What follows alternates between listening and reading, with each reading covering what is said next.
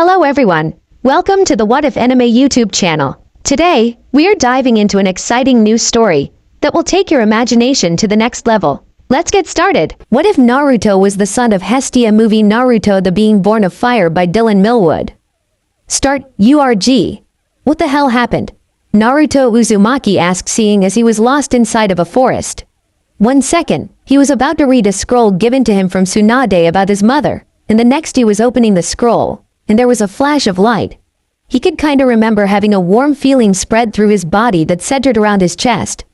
Looking around, he saw the scroll open on the ground and grabbed it up to see if it had any answers. Dear my sweat baby, if you are reading this, then you will notice that you are no longer inside that damn village that has been keeping you from me for years. After your birth and by law of my family, I was not allowed to see you, but neither were you allowed to leave and make friends with your own kind. I am sure that you have noticed ever since you were a kid that it has always been hard for you to read, and you could never sit still. This is because you are a very special kind of child called a demigod. Half god, half human. Though in your case, I would not say half is the right word. You will find out what I mean soon enough, though, and I don't want you to be too surprised. If you head north of your location, you will find a camp that will allow you to stay there without any questions asked. Don't worry though, they will accept you. I would also like to tell you that sex is not needed to have a child, so when you learn about something our family. Also, I would like for you to be careful around a woman named Artemis, or more accurately be careful of her hunters. Due to a deal I have with Artemis that I regret to this day is that if you ever see her she will be taking you as her husband if you like it or not. I do not know her reasons for this, but just know that without her you might never have been born in the first place. Taking this all into consideration, I would like you to know that I love you, and you are the most important thing in the world to me. Not even your father is as close to my heart as you are. I wish you luck, and now that you are out of that village, just know that if you ever need help, fire will come to your beck and call. It will empower you, heal you, and protect you like I should have. When we meet I understand if you will want nothing to do with me, so I wanted you to know that I love you, Naruto. I love you with everything I am, and would burn this world if it meant that I could be with you as your mother like I should have been. Love, your mother. PS please make some friends. PSS I am still a virgin, so when you see something shocking know that it has to do with my deal with Artemis. Tears fell down Naruto's face as he read the letter, from both anger and happiness at the audacity his mother had. Looking up he decided to get to the bottom of this and head towards the one place where he might get his answers. He was starting to get sick of people doing things with him that he had no say in. Though he was pleased that his torn-up arm from hitting Kakuzu with a Rasen Shuriken in his most recent battle had healed. I am getting to the bottom of this, Naruto thought as the rain started pouring down. He winced slightly for some reason at the feeling of the rain, since for some reason he was uncomfortable getting wet now. Shaking it off though, Naruto kept on going until he came across a broken machine and giant hoofprints in the mud. Following them he came across an area with some battle scars on it, and the rain just seemed to stop when he entered the forest. Naruto looked around and saw that the area above the forest was clear sky, while outside the forest was rain clouds and rain. Now that is weird, Naruto said as he continued to walk deeper into the forest until he heard the sounds of laughing and fun. Going towards the sounds he was surprised when a man with the bottom half of a horse, and the man seemed surprised to see Naruto as well. He was wondering how he was able to miss such a potent godly aura Naruto produced, since it was nearly on par with the gods' auras themselves. Oh hello young demigod. I bid you good day, and hope the journey to Camp Half-Blood was well for you. My name is Chiron, trainer of heroes. May I know the name of the one who is before me? Chiron asked, and Naruto looked at him weirdly, since he had never heard anyone talk with that manner of speaking before. Actually he was lucky that for some strange reason he was even able to understand this new language as well. He put that up to the flash of light that took him here. I am Naruto Uzumaki, and I hail from the land of fire, Naruto said as the horseman looked at him in confusion. It was not well known that the elemental nations even existed in the first place, and only a few of the gods knew about it in the first place. Sorry to say, lad, but I have not had the pleasure of hearing of the land of fire before. Do you know who your parent is perhaps? Chiron asked, and Naruto sighed. It looks like he was going to have to speak with these gods about it, since he was apparently a half-god. They had to exist. Just that my parent is my mother, Naruto stated, and Chiron had a thinking look on his face before he listed all the goddesses in his head. The boy was handsome, was not a pretty boy, so not Aphrodite. His eyes were blue, so that ruled out Athena. His parent could be Demeter since he had a forest said to him, and there was no way he was related to the remaining virgin goddesses. So Chiron would hazard a guess at Demeter, or maybe a lesser-known goddess even. Though his aura made him think that Naruto was the work of more than one god. Well, no matter, you are welcome to join us in out lunch. So why don't you fill your belly? Grover, why don't you show this young man to the tables? Chiron called as a pale boy with the bottom half of a goat skipped forward. He bowed and Naruto blinked before shrugging. It was not weird for half-goat people to exist if gods could. Follow me, man. The food here is epic. Totally beast. Grover said, and Naruto rose an eyebrow at the weird way this guy talked as well. He had no idea why food was beast or epic, but the way he said it sounded cool. Sure, but it better live up to your words or I might be having goat meat tonight, Naruto said, and Grover missed the joking tone he used. He backed away from the blonde and Naruto rolled his eyes. I was just joking, he said, and Grover calmed down a bit. It was not long before they made it to the meal hall and Naruto was given many strange looks by the campers. Hey look, a newbie. Kinda cute, looks strong. Such cute whisker marks. I hope he purrs. I am going to seduce that. Looks kind of flaky. Naruto's eye was twitching as he sat down next to a camper closer to his age than most of these 12-year-olds. Naruto nodded to the boy with a scar on his face and ignored the bad feeling the boy gave off in favor of giving him a chance. You must be new, surprising since most of us don't live to your age without the aid of the camp. My name is Luke, son of Hermes, by the way. Luke said as another boy at the table with eyes like the sea looked at Naruto in interest. He had only got here a little bit ago as well and he was still surprised at the existence of gods and goddesses. Naruto. Son of a goddess. No clue who though. Naruto said as many gasps were heard from the area and Chiron, who had just walked in, paled. Above Naruto's head was 5 symbols, a big one of a flame standing on a pillar showing he was the son of Hestia. Above that were 3 more of the same symbol showing that she was also his grandmother, great-grandmother, and great-great-grandmother. At the very top was a large symbol of Artemis that was wrapped in a wreath of flowers showing a marriage between the two. Quote, "Oh mighty Zeus, I mean all hail Naruto, son of Hestia, goddess of hearth, home, and family. Grandson of Hestia, goddess of hearth, home, and family. Great-grandson of Hestia, goddess of hearth, home, and family. Great-great-grandson of hearth, home, and family. Fiancé of Artemis, goddess of chastity, childbirth, the moon, and the hunt." Chiron said as Naruto paled at how much of his family was a single person. Others on the other hand realized another fact though. 93.5% of Naruto's blood was that of a goddess, making him closer to a god than any demigod could ever claim. Hell, just a little extra push or the blessing one more god would push Naruto into the realm of gods. Nearby satyrs nearly had heart attacks at how he was connected to Artemis, the well-known man-hater. As if to prove Naruto's statement, the fire from the pit in the middle of the area rushed towards him and surrounded his body harmlessly, and Naruto felt no pain, only strength as the fire fueled his power. Naruto was still mostly concerned that he was the result of incest at its finest. Then the letter came into his mind and he remembered that apparently there was more than one way for a goddess to get pregnant. All hail Naruto, son of Hestia, goddess of hearth, home, and family. Grandson of Hestia, goddess of hearth, home, and family. Great-grandson of Hestia, goddess of hearth, home, and family. Great-great-grandson of hearth, home, and family. Fiancé of Artemis, goddess of chastity, childbirth, the moon, and the hunt. The whole camp yelled as they all bowed to Naruto in a show of respect of his claiming. Today was a weird day to be Naruto Uzumaki, and he handled it the best way any person could when they learned such a shocking secret about their family. He fainted. Just in community forum, more Naruto, the being born of fire by Dylan Millwood. Naruto and Percy Jackson and the Olympians Zover rated M, English, romance and humor. Naruto U, Artemis. Hestia, words. 35k plus. Faves. 2k plus. Follows. 2k plus. Published, September 23, 2014. Updated, December 18, 2017. 314 Chapter 2. Why did you call me here, younger brother?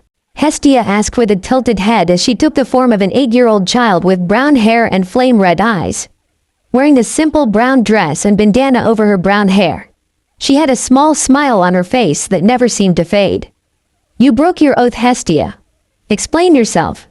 Zeus, king of gods, ordered as the other gods and goddesses around him in their own thrones nodded at the order. It was long known that Hestia was one of the virgin goddess and had sworn to never take a husband or lose her virginity. Then Zeus turned to an auburn-haired beauty with silver eyes that appeared to be in her teen years. "Artemis, you owe an explanation as well for planning to break your oath as well," Zeus said, somewhat less demanding of his favorite daughter of many. "I have neither broken my oath or given my virginity, dear younger brother," Hestia said with full confidence, and the only two that nodded to her statement were both Athena and Artemis. Athena, because she herself was still a virgin after having children herself. She was able to create children from her mind and her love for a man. Artemis simply nodded because she had been there for the creation of Hestia's last child. "Could you please explain that further?" a woman next to Zeus asked with narrowed eyes.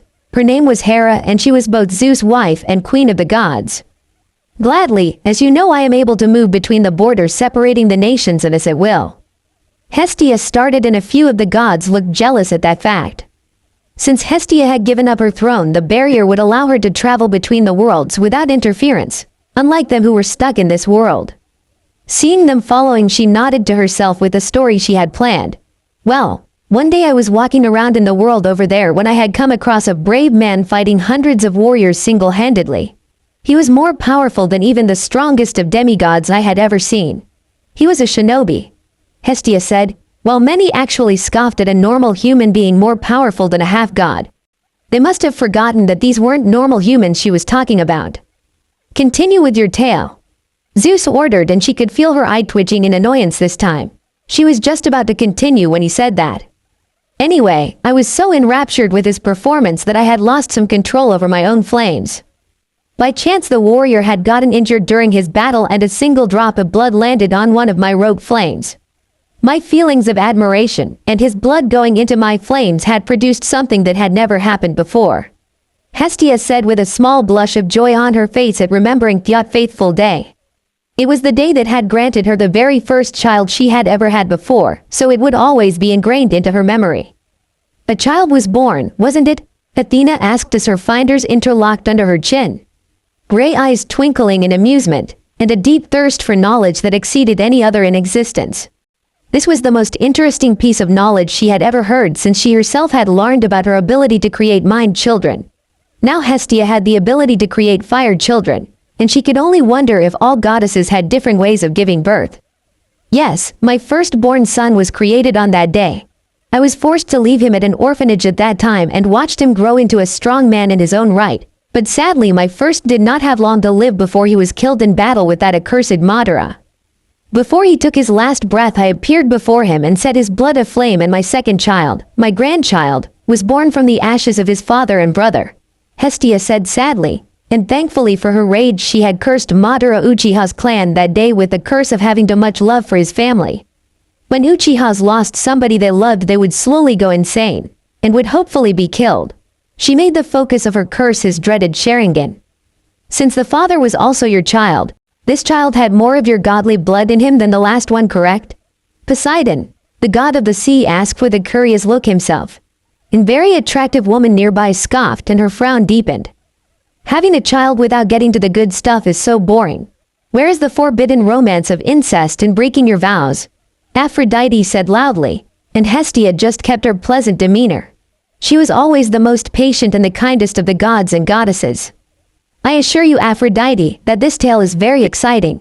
Now, as I was about to say to Poseidon, yes, because my second was born of the first, he had even more of my godly blood in him. At this point he was 3/4 god and 1/4 human. My second grew up to be a very fine young man, and had become a strong warrior in his own right. He lived a good life, and like his father he looked to be a copy of his grandfather. The same spiked golden hair, and sapphire blue eyes that radiated kindness and the gold to prove himself. One day though he went to war with the leader of another nation, and sadly he did not live past that day. Like his father before him, I used his blood to birth another child, who now had even more godly blood in him," Hestia said as the gods and goddesses were enraptured in her tale, but one god had a question for her. This one was Ares, her nephew and son of Zeus. One of the gods she was not very fond of, even though she did love him as family. "So your children are all losers that died in battle, Figures a weak goddess can only make weak demigods. Ares said arrogantly, and Hestia ignored him in favor of continuing her tale.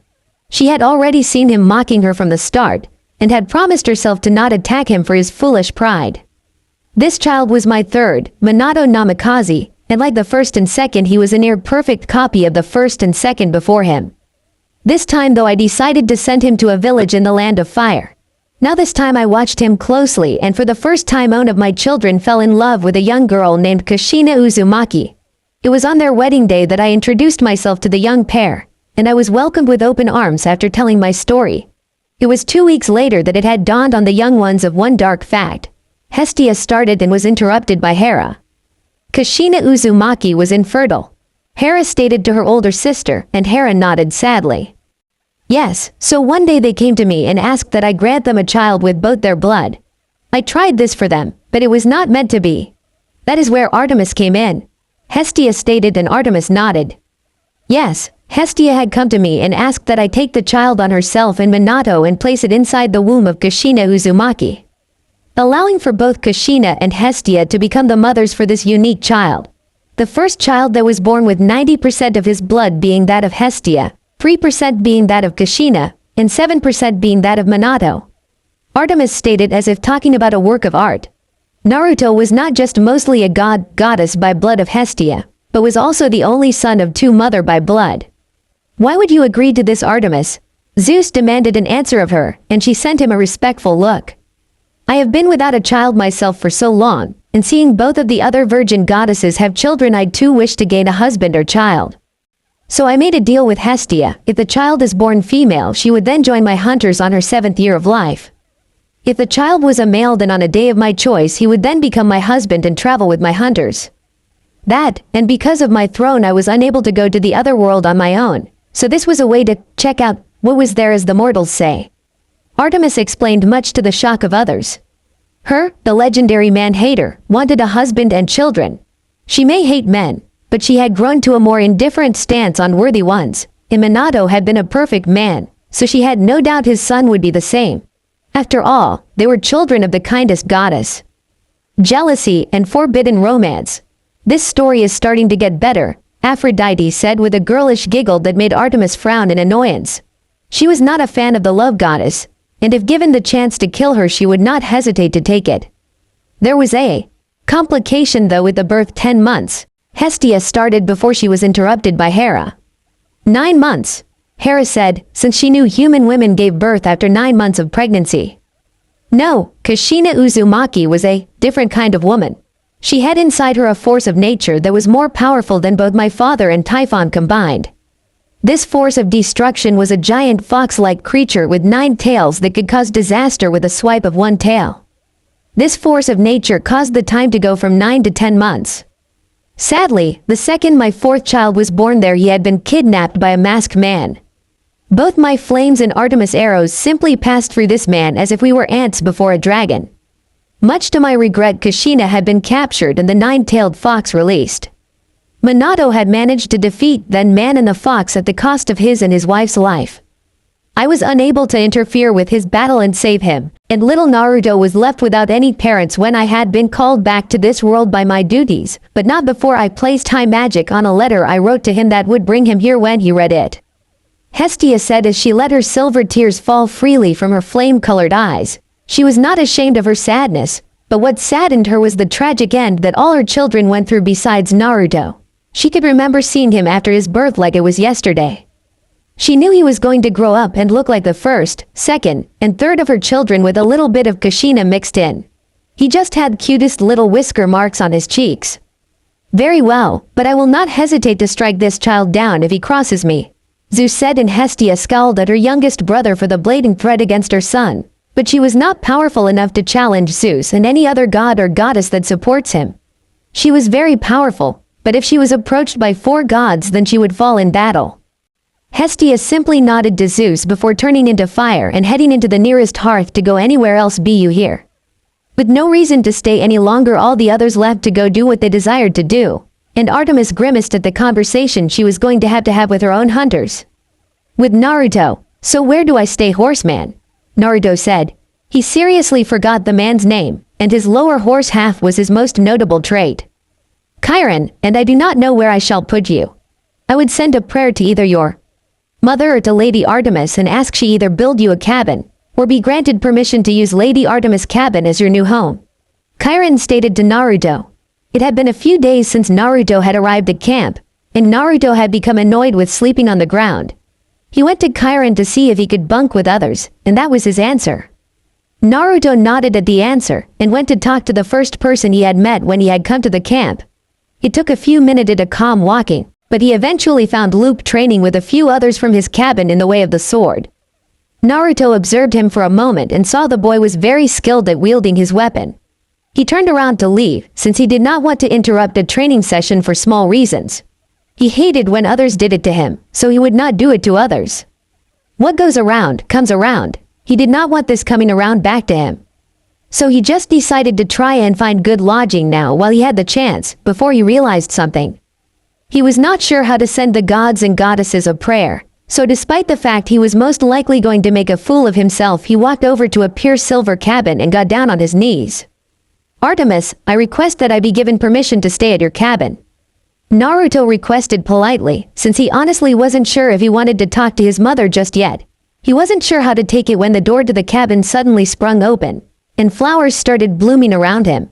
He hoped that would be a yes, though, and he smiled and walked into the cabin.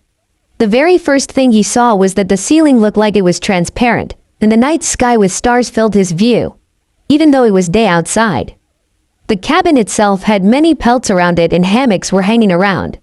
There were some tables around the area, and silver bows and arrows hung on the walls. Artemis' symbol of the waxing moon was all over the place, as well as little knickknacks in places. Then he saw one of the walls glow, before another door appeared. This one was orange-colored with flame designs on it. On it was his name carved into his with Hestia's symbol above it. He was hesitant about opening the door, but when he did, he smiled at the warm feeling it gave him, both emotionally and literally. The floor to this room was some kind of softer wood, and the floor of the room sank in the middle to reveal a fire pit that was away from the wood of the floor. Naruto smiled at the fire that was in the middle of the room. He could feel love radiating from the flame. The walls of the room were painted in the design of a forest, and there were random logs situated around the room. Unlike the room he was just in, the ceiling of this room gave the view of a bright yellow sun in the sky that rained down warmth on Naruto. He smiled when he saw that he had his own hammock in the room, and right next to it was a dresser to hold his clothes in. Naruto jumped when he felt something nudge him in the side and turned around to see a donkey in the room with him. The donkey seemed happy to see him, and Naruto smiled and gave the animal a rub on the head. He did not know why, but he felt some kind of connection with the animal. The donkey moved to one area of the room that had a small bed of hay for it and it went to sleep. I don't know why, but I feel so at home right now, Naruto said before he remembered something. Thank you, Artemis, and Mom, Naruto said with a small smile. Unknown to him, the flame in the room brightened for a moment when he was not looking, before going back to normal. He could have sworn though he had heard a sweet voice speak from it though. I love you, Naruto. This actually feels really cool. Naruto commented to himself as he let his legs rest in the flames he had in his room. He could guess that to anyone else but a child of Hestia, placing your legs in a fire might seem idiotic, but to Naruto this felt amazing. The warmth traveling over his legs, and his immunity to fire he had never noticed before made this a wonderful thing for him. Now that he thought about it, when Sasuke had used fire jutsus on him when they were younger, they didn't even touch him. Naruto felt something lick the side of his face, and he turned to see his new pet donkey that was a gift from his mother. He guessed the animal was important to her for some reason, but who was he to judge? He thought toads were awesome. He scratched the donkey's side for a few minutes before the creature tiredly walked over to its bed. Deciding he would go explore the camp, so Naruto stood up front of the fire, but his legs were still surprisingly on fire. Naruto blinked before using his mind to ask the fire to go back to the flame. He was actually somewhat surprised when that worked. Control over fire. Awesome, Naruto thought as he moved to the wardrobe to get some clothes, and he had to smile at the camp's orange t-shirt with Camp Half-Blood written on it. Then he frowned when he realized what this shirt also meant. It showed that he just had another thing that made him different, that he would never be the same as other kids here. Heck, he was the result of a freakish amount of mother-son incest. If that was not strange, then he did not want to know what was. Naruto sighed and started to get dressed, and once that was done he looked at himself in the mirror and had to grin at how he looked. He had foregone the camp shirt seen as he loathed uniformity and instead opted for an outfit consisting of a skin-tight orange-red zip-up long-sleeved shirt, black pants, a black trench coat over his shirt with a design on the back of a fireball inscribed between the horns of a crescent moon. Naruto suspected that either his mother or the one he was apparently engaged to had custom-made the jacket because of that, and some leather combat boots. Without his headband on, his golden locks framed his amber eyes that continued to change colors like a flame perfectly. Wait, weren't his eyes supposed to be sapphire blue? Because from what this mirror was telling him, they had been replaced with eyes that were colored to look like shifting fire. Just another thing that was weird. See you in a little bit, Naruto said to his pet as he left the room and ended up in the normal sleeping quarters for Artemis hunters, or whatever they were called. Naruto was not born in this place, so he had no understanding of any of this Greek stuff. All he knew was that he had so much godly blood in him that he himself was nearly a god. Nearly one, that was. You seem well rested. Naruto nearly jumped out of his skin when he heard a voice speaking to him from behind him, and when he turned around he was met with a young girl in her early teens looking at him with a very light smile. In fact, that he wasn't sure if she was really smiling, or that if it was just her face. The girl had long auburn hair that was kept up behind her in a high ponytail, and her eyes were as silvery yellow as the moon. And Naruto found them incredibly beautiful, and they shined just like the moon in the sky. If it weren't for the pupils in her eyes, Naruto would have sworn that somebody plucked the moon from the sky just to duplicate it and use both of the moons to make her eyes. Strapped to her back was a silver bow, with a quiver filled to the brim with arrows. She also wore a pale green vest somewhat similar to a flak jacket with a silvery parka over it, and camouflage patterned pants. All in all, she was dressed in a way that he could say was more suited for hunting than actual battle. The girl also had an air of superiority about her that Naruto had gotten used to when you knew people from the Hyuga and Uchiha clans back home. Yeah, best night of sleep I ever had, he said, then frowned and studied her face. Something about this girl. He felt like she was someone he should know. You seem familiar. Do I know you from somewhere or something? Naruto asked the teen in front of him. She laughed in an airy way, and he had to admit the tone was melodious. It simply could not belong to any human, simply because the sound was too otherworldly and beautiful. You could say you have knowledge of who I am, but not of my face, the girl said in a mysterious tone as she took a few steps towards him and placed a hand on his chest, right where his heart was, and she smiled when she could feel his heartbeat quicken. Naruto couldn't help it, because for some reason, this girl was making him react in ways Sakura never had before. Are you my mother? Naruto asked with a strange look, and the girl chuckled quietly at his assumption.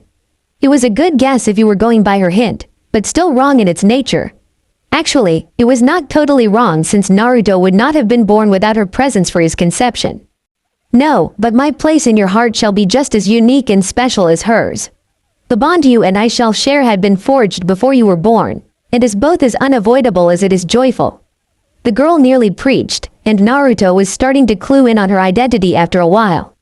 The only other person he might have such a bond with her was that Artemis, goddess that he was supposed to marry. Artemis? Naruto asked more than stated as the girl took her hand off of his chest and turned around so that he could not see her face. The smile she had on her lips showed just what she was feeling when he guessed her name correctly. Like Hestia, Artemis had been watching Naruto for most of his life. She liked what she had seen, except the sexy jutsu, but Naruto did not mean it as an insult to women when he had made it so even that could be forgiven. He had made it as a distraction for perverse men. And even in ancient times, using one's beauty as a weapon could be respected. That was the only thing she and Aphrodite could agree on. Naruto had always shown unwavering determination, courage beyond belief, creativity to use even the most unusual tactics in the heat of battle. He was friendly and treated women nicely, and most men with some form of disrespect. He was handsome with the looks he had gotten from his parents. He may not be the most intellectual, but he was without a doubt one of the strongest. Correct, Naruto, now look in your pocket, Artemis ordered semi-kindly, tuning back around to face him again, and Naruto blinked before he pulled a folded piece of paper out of his pocket. When he opened it, he saw that it was a map of whatever country he was in, but it also seemed to be pretty old at the same time. The map had a few locations on it, but that was not what had him impressed. It had Camp Half-Blood marked on it, and under it were both a silver and orange dot. On another part of the map was a green dot and a blue dot. "Why are you giving this to me?" Naruto asked, since this kind of map was strange to him. "If you are ever lost or need to find me, that map will lead you to me without any trouble. The orange dot is yourself, the silver one is myself. That green dot will move to whatever location my hunter's camp is currently located at, and the blue one is my second in command if you ever need her as well. Unlike many of my other hunters, she had been informed of my deal with your mother when I made it. You will find a comrade in her.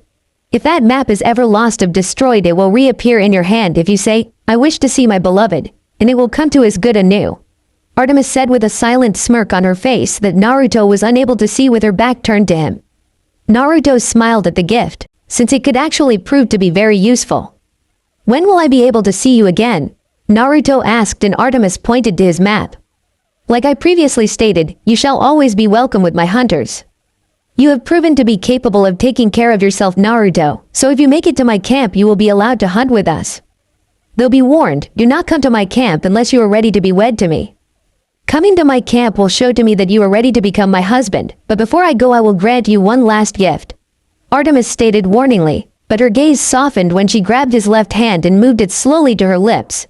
She placed a gentle kiss on his ring finger before stepping away as a silver ring materialized on the finger she kissed. It was just a pure silver band with no markings or anything, but Naruto did notice that it had the exact same aura as she did. Her hair hid her face as she abruptly turned around, but for a flash of a second, Naruto could have sworn her cheeks went from lightly tanned to flushed.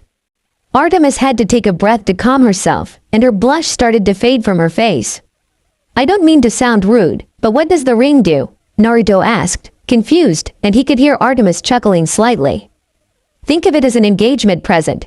As long you wear that band around your finger you shall be gifted with great bow and arrow skills, and like myself you may learn to speak to beings of nature, but not only that. As long as you wear that ring no other woman other than myself will ever excite you again," Artemis explained with a smile. She could not have her future husband be bad at shooting arrows, and she was 100% sure that Aphrodite was going to try and tempt Naruto with either herself, or she was going to try and play a hand in his romantic life. Naruto would one day be a god.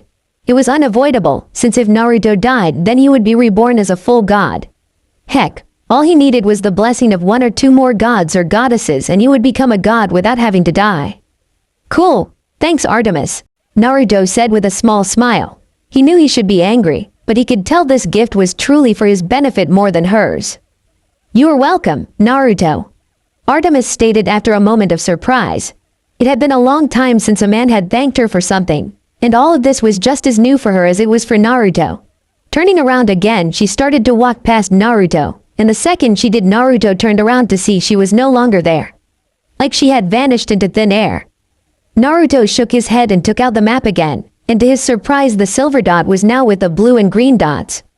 "Now that is pretty cool," Naruto said out loud at the thought of teleporting. He was going to have to learn how to do that, with Artemis. Artemis was now sitting in her tent with a small smile on her face, and her in hands was a photo album with various pictures of Naruto from his toddler years to what he was currently. She had a very long time to think on her decision with choosing to marry the flame-eyes blonde boy, and she knew that she was correct in her choice. Now all she had to do was wait for him to show up, either on purpose or by accident. She was the goddess of both virginity and childbirth after all. Being the goddess of virginity meant that she was going to have to experience everything that has to do with virginity. That also meant losing it eventually, but that mattered not since her maiden barrier would always reappear right back in place like she had never lost it. She was also going to have to experience childbirth for herself one day, and who better to experience that with than a boy that she did not hate? Naruto looked at the ring on his finger with a sigh. While he had acted brave in accepting that he would be marrying Artemis on the outside, on the inside he was a little scared. Any person would be if they were told that they would be getting married to somebody they did not know.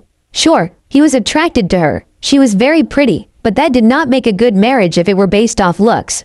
He wanted something real, something mutual, something genuine between two people. "Fancy ring you have there," a voice said from behind him, not that it had mattered since Naruto hadn't been surprised by the intruder anyway. Looking behind him he saw that it was a blonde girl younger than him by a few years looking at him with gray eyes that screamed curiosity. and a thirst to have her knowledge sated. He could just tell that she wanted to prove herself to others and do great things. She had drive, and that was impressive. Yeah, it was a gift from a good friend of mine, you could say, Naruto said as he kicked his leg in the water, while ignoring the slight annoyance touching the water caused him. He was practically made of fire, and his connection to fire was extremely deep. Of course water would hurt him. Annabeth Chase, the girl said as she sat down next to him and took her shoes and socks off to place her feet in the water next to him. But unlike him, she actually liked the feeling of water moving around her toes. She had no connection to flame like he did. And from his reflection in the water he could see that touching water actually made his eyes kinda dim a little. You already know my name, but saying it again won't hurt anything. Naruto Uzumaki, Naruto said with a light smirk. He could not help it though, since he was a little bit annoyed at how his peaceful reflection time was ruined. You have a Japanese name, Annabeth commented, and Naruto shrugged. He had no idea what Japanese was, but apparently his name sounded like it came from there. He had never heard of Japanese before, so it was new to him.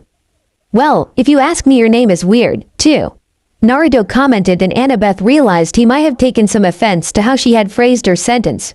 She always had a habit of putting her foot in her mouth, but thankfully this guy was not taking too much offense to that. I guess it is weird. My mother is Athena, by the way, Annabeth stated, and Naruto nodded. She saw the look on his face, and could tell he had no idea who her mother really was. My mother is a goddess, just like yours. Goddess of knowledge and battle strategy, Annabeth explained, and Naruto nodded his head. Then he realized she might be able to answer a question he had been wondering about. He honestly wanted to know this because he felt there was some kind of interesting story behind it. Does my mother have anything to do with donkeys? Naruto asked, and Annabeth nodded. She was a little glad that this guy had not pushed her away, and that he seemed to be trying to learn. At least a little. That showed he was not a complete idiot for not trying to stay ignorant. That is actually a very interesting story that dates back.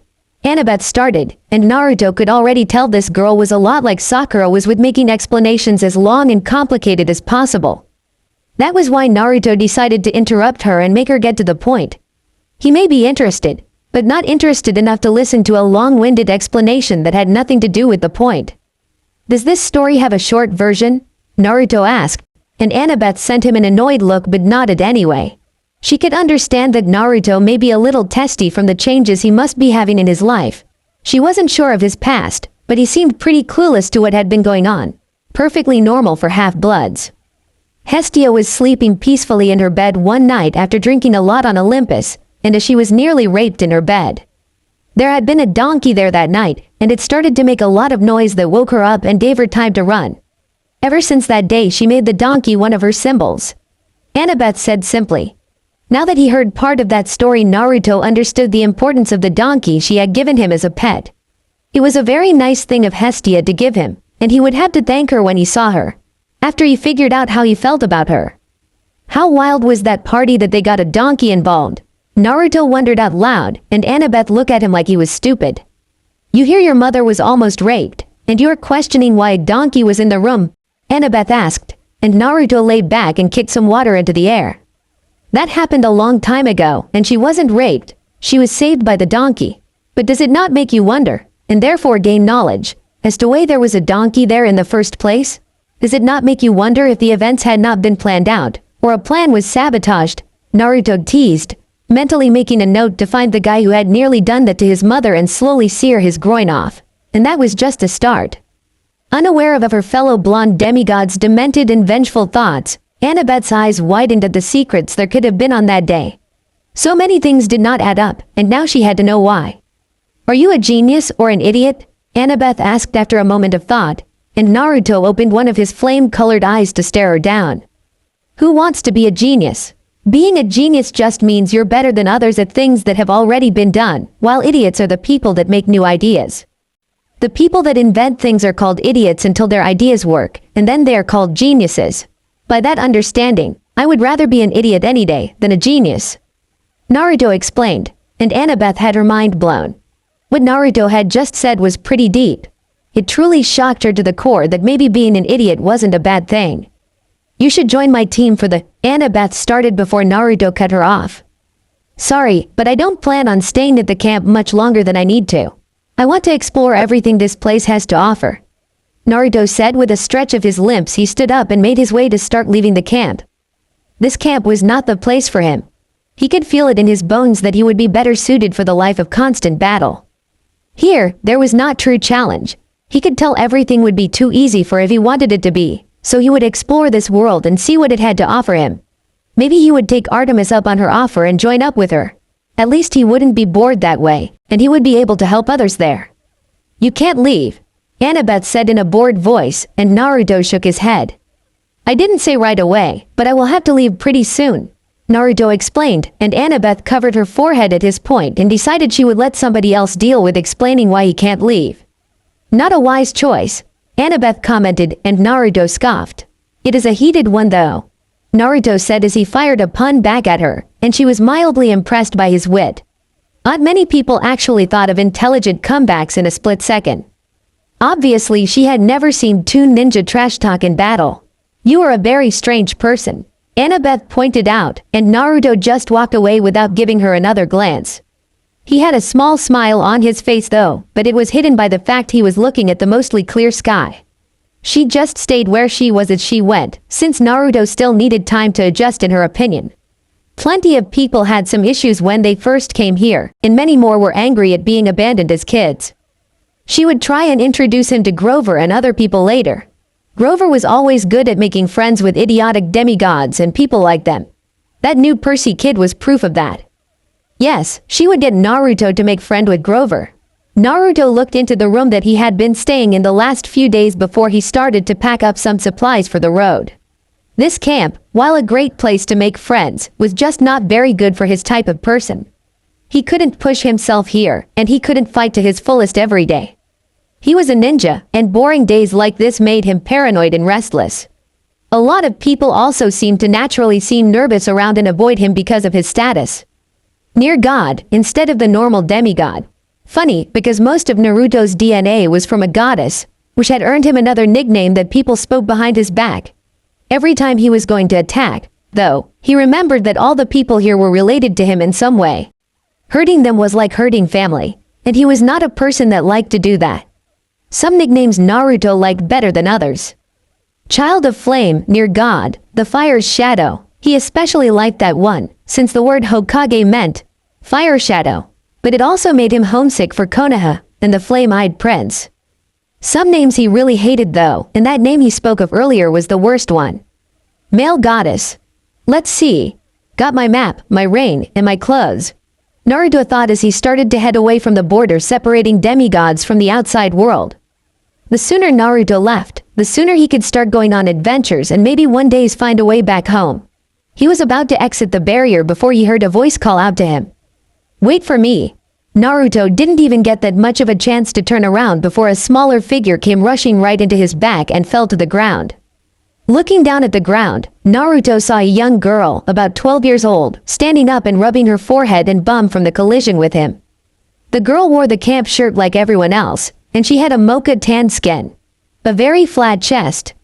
Her hair was a platinum blonde, and she had shimmering blue eyes, and overall, from where he came from she would be considered to look like she was from the land of lightning. Then there was the fact that she was wearing strange shoes with wings on the sides. Who are you? Naruto asked with a small smile at the younger girl as she took up a strange pose that he remembered Konohamaru doing when he was younger. Soaring through the skies of Florida and surfing on the waves of justice, my name would one day be known throughout the galaxy as the girl that will travel the roads of freedom and bring about the chaos of pranks. My name is the cute and powerful Disma. The girl announced as she took a new pose that gave Naruto a minor flashback of when he first met Jiraiya, and his staring at the girl turned into an expressionless deadpan. Well, Disma, why were you following me? Naruto asked, before she got up in his face with a grin that spoke of mischief and decided to have some fun with him. You're leaving camp, and I want along, Disma said with a grin that reminded Naruto of his own. How would you know I am leaving camp? Naruto asked with a raised eyebrow, and the girl shifted under the gaze of his amber, godly flaming eyes.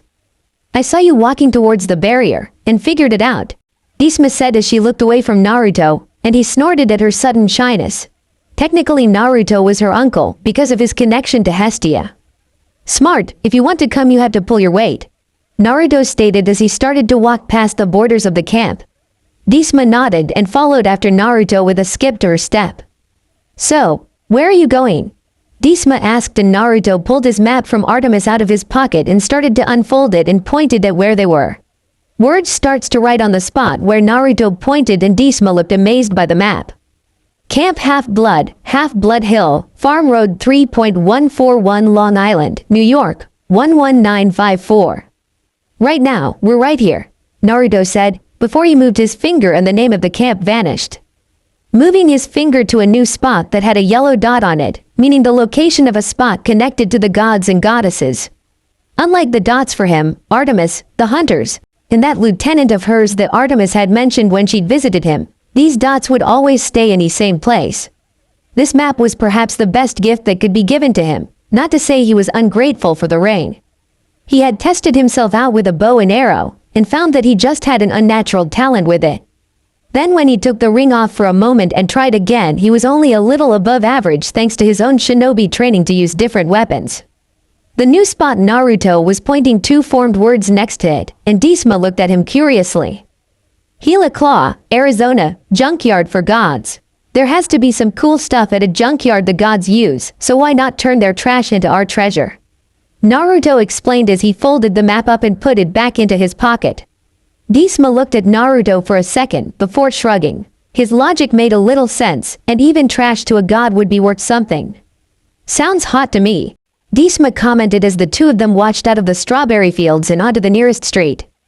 Hey, who's your parent anyway?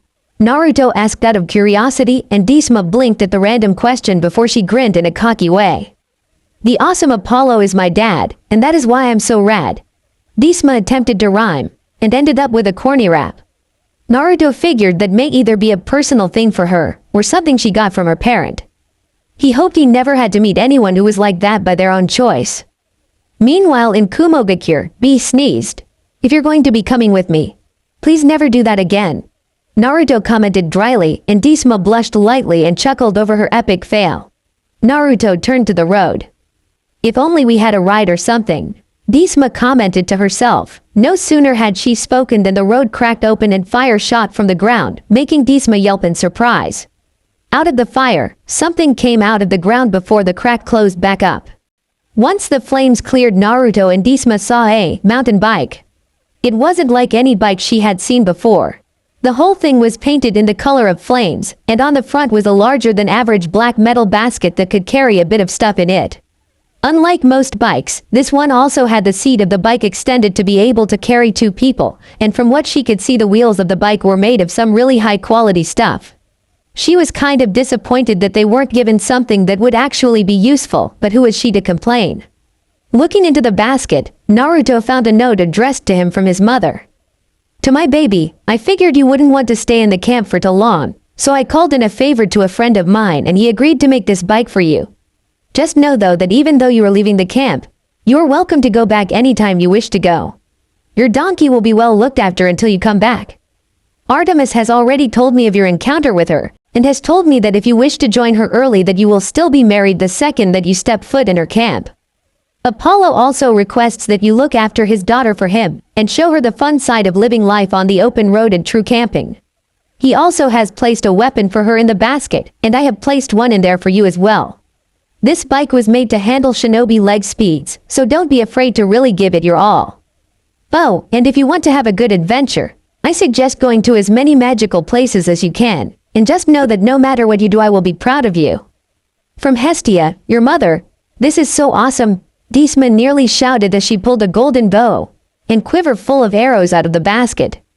She strapped them to her back before she blinked when she felt them vanish and the quiver turned into a backpack, while the bow turned into a golden hairclip that kept her bangs out of her right eye. Naruto chuckled at her enjoyment before he reached into the basket and pulled out a 17.5-inch long bronze hunting knife. That would be helpful to him because he had learned from another camper that normal weapons didn't really affect monsters. He wanted to test if his chakra could hurt monsters, but it was always good to have a backup plan.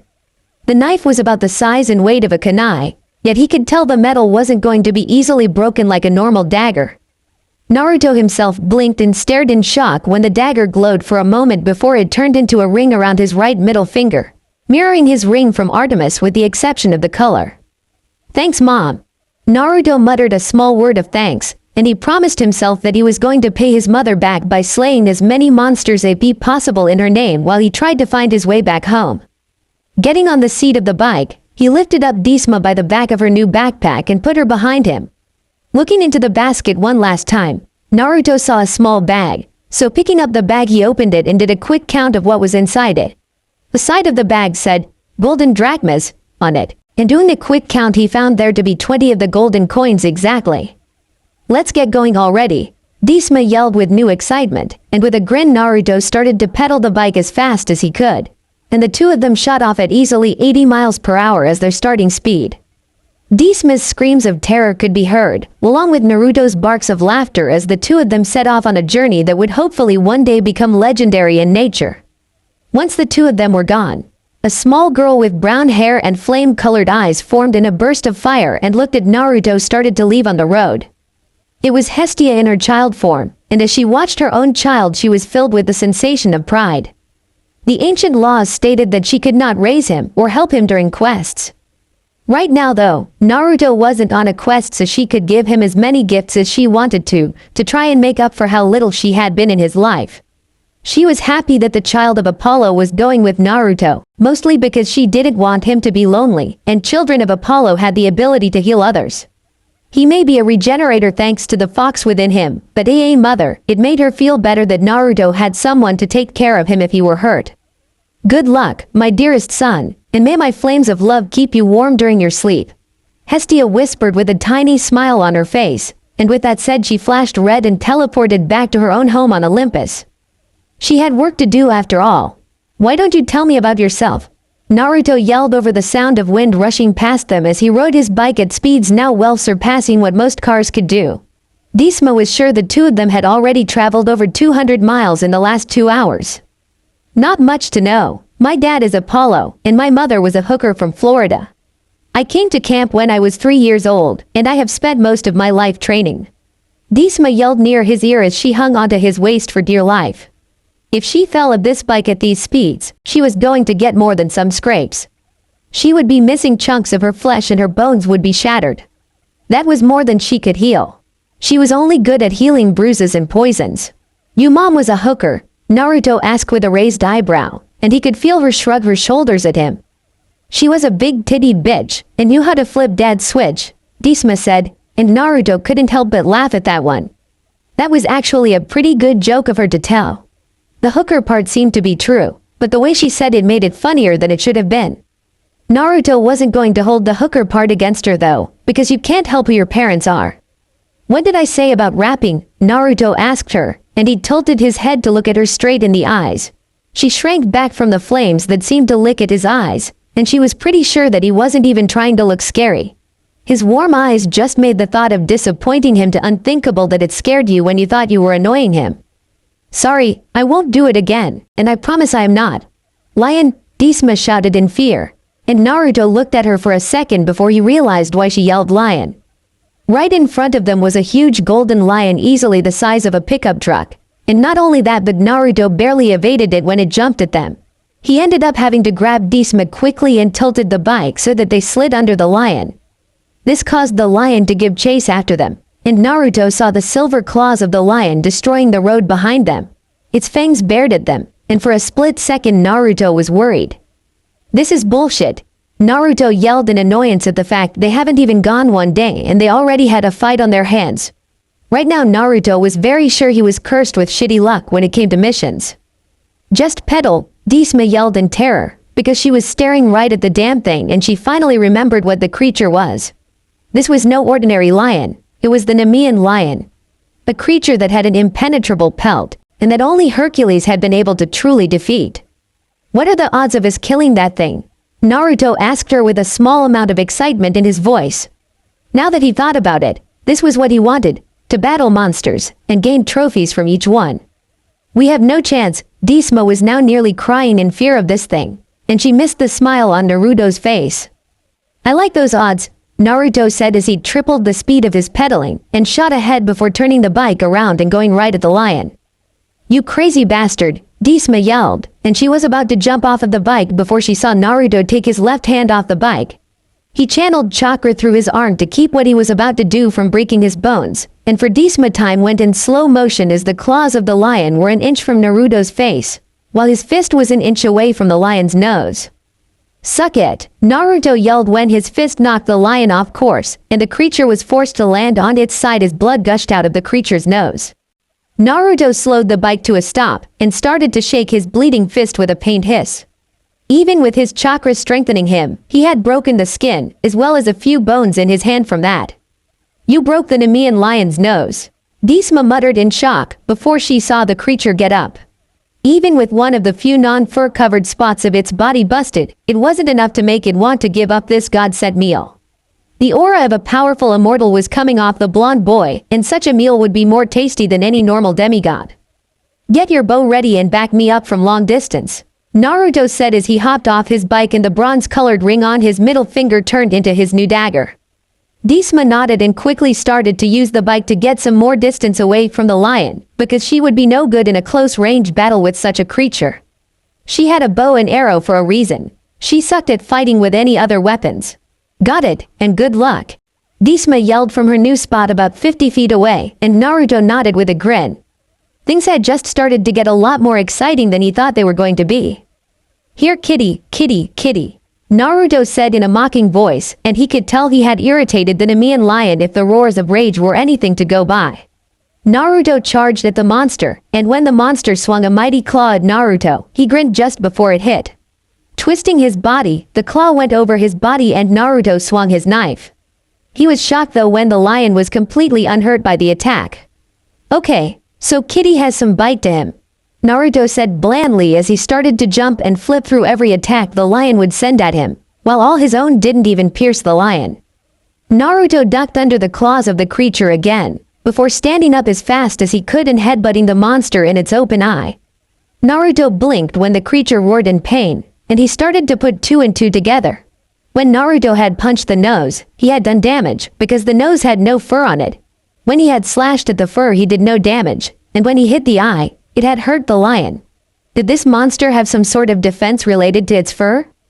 "I have a risky idea," Naruto thought as he started to run wind chakra along the edge of his dagger, and this time when the creature tried to take a bite out of Naruto he dropped to his knees and let the creature pass over him. Raising his dagger up, he stabbed at the monster's stomach, and saw a very thin cut appear, painful, yet not deep enough to cause any real damage. The lion did roar in pain though, and kicked at Naruto's with its hind leg. A deep gash appeared on Naruto's shoulder as his golden blood spilt on the road. Naruto winced in pain before he rolled out of the way as the lion slashed at him again. Naruto winced worse when he rolled over on his injured shoulder, but he still channeled wind chakra through the knife, cutting through the pad on the underside of the lion's paw when it attacked again. Naruto saw an arrow hit the lion's side, but do no damage. The lion even ignored it in favor of forcing Naruto to roll to his feet to avoid getting his head ripped off. Bringing his hands together in a cross shape he grinned as the lion got closer. "Shadow Clone Jutsu," Naruto yelled, and in 40 puffs of smoke a small army of clones appeared before him. All but 2 clones jumped at the lion, and each stuck themselves to the lion with chakra to slow it down. With 5 chakra-powered Narutos on each leg the monster was no longer able to move its legs, leaving it to become a sitting duck. The original Naruto stood up, a grin that held his knife between his teeth, and on each side a clone was groping at the air above Naruto's palms until golden orbs of swirling power appeared in each palm. Naruto looked at the golden-colored Rasengans in his hands in shock as the clones poofed away. Was this the result of so much of his godly blood activating, like with his now golden blood? Holy shit! Disma yelled as she watched the battle Naruto was having, and Naruto grimaced. He had completely forgotten that she was there, but it was too late now. Might as well test some new power. Naruto muttered with a small sigh as he started to walk forward to the restrained lion. 38 clones of Naruto holding it down did not completely stop it, and that was pretty impressive. He picked up his speed until he was in a run, and then he popped 2 clones to give him enough room to hit the beast. The result? Epic. It would seem that his new, golden version of the normal form of the Rasengan was just as powerful as the Big Ball Rasengan, and two huge trails ripped through the ground and expanded so that the lion was completely covered by the golden chakra. Naruto sighed in relief as he saw that the fur on the lion's body started to grind away. As gold dust started to hit the ground, the lion was sent skidding across. Naruto winced and looked down at his palms and saw that some of the skin had been ripped off as well. Soon though, he felt the pain in his shoulder and hands fade away as his new heightened healing factor took care of the wounds as if they had never been there. Naruto groaned though and took off his gold-stained shirt and jacket before he grimaced at its condition. Rips and tears along the whole thing, and while still slightly usable, it was not in condition for another fight. Instinct kicked in at that moment, and Naruto jumped in the air and over the lion as it passed over him. Dust gushing out of its side, and using his torn shirt he landed on the lion's back and wrapped the shirt around its neck. Taking his knife out of his mouth, he channeled wind chakra once more and stabbed the creature right in the eye, more than deep enough to destroy the creature's brain. Naruto smiled and jumped off the dead monster as it turned into golden dust, leaving only a pelt behind as proof of Naruto's first victory. Picking up the pelt, he held it up in the air as a final sign of victory. "You did it!" Hestia shouted as she started to run towards him, and Naruto watched as the pelt transformed into a long-sleeved golden vest with a longer than normal collar that covered his neck. Down the middle of the vest was a pure silver zipper for the vest, and Naruto didn't waste a moment to put on his victory trophy. He needed a new shirt anyway for the journey. Yeah, and that thing was tough, Naruto said as stretched his limbs out, and Hestia looked at him like he was insane. He took out the Nemean lion like it was nothing, and has the gall to say something like that? If only she knew the kinds of things Naruto had done in his old job and in his old life before being sent to camp, then this wouldn't be so surprising to her. Actually, if Naruto hadn't gotten that weird boost to his Rasengan at the end, he was sure this would have been a lot more difficult to do. Not that he was complaining one bit, but he was still surprised. He had actually checked before, and before today his Rasengans had been blue. What was that? Hestia yelled as she pointed at the crater that Naruto's attack had made earlier, and Naruto tried to think up an excuse as quickly as he could. He was not going to tell this girl everything, mostly because he didn't trust her fully yet. "My special, godly powers," Naruto said in a voice that fooled her into thinking he was telling the truth. It was half true, because compared to demigods, shinobi powers were on another level, and you didn't even need an affinity for something to use a different jutsu. You could have a fire element, but if you trained hard enough you could learn to use water jutsu. Demigods were stuck with whatever powers they got from their parents, and that was it. Well, damn, there isn't much I can say to that. I'm still in shock that the Nemean lion attacked us on our first day away from camp. You must have a really powerful aura to attract it so quickly, Hestia said nervously, and with good reason. Naruto's aura would easily repel weaker monsters, while stronger monsters would flock to him if he stayed in one place for too long. What does that have to do with anything? I'll just kill anything that comes at us, Naruto asked with a curious look on his face. His flame-colored eyes gazed deeply into her soul, and like always, she shivered when she met eyes with him. She was going to have to get him to wear sunglasses, because no matter how warm and loving those eyes were, they were still pretty scary. It was really like staring into the eyes of somebody that held your life in his hands. He deserved his titles of flame-eyed prince and male goddess. Monsters will come back, even if you kill them. They reform after enough time had passed. Hestia lectured and opened his mouth to speak for a moment. Then he closed it and thought about it for a moment. If every monster he killed just reformed, that meant he could fight them over and over to his heart's content without having to worry about them. "So I can fight it again?" Naruto questioned her, and she nodded. "Yeah, but they remember how you beat them last time, so they get tougher every time they lose," Hestia said, hoping to prevent Naruto's train of thought. "Awesome, I can't wait to see the Nemean lion again, so I can kill it again," Naruto said with a grin, and he went over to his bike and got on it. Hestia shook her head and followed him anyway, mostly because she was finally getting the adventure she had trained for most of her life. She wasn't about to quit now, just when it was getting good. Only this guy would want to fight the same monster again, even though it will be stronger than before. Hestia thought as she placed her hands on his waist. She looked at his arms and saw that the fact he wasn't wearing sleeves showed that he was more toned than even the other guys at the camp. That was impressive in its own right, and she wondered how he got those muscles. She would question Naruto about his cloning thing later, because she was pretty sure he would just lie to her again if she asked too soon. "You're really warm," Disma commented with a strange look on her face when she noticed how hot Naruto's body was, and she didn't mean that in the romantic context. She meant that in the way that his body was actually a lot warmer than a human body should be.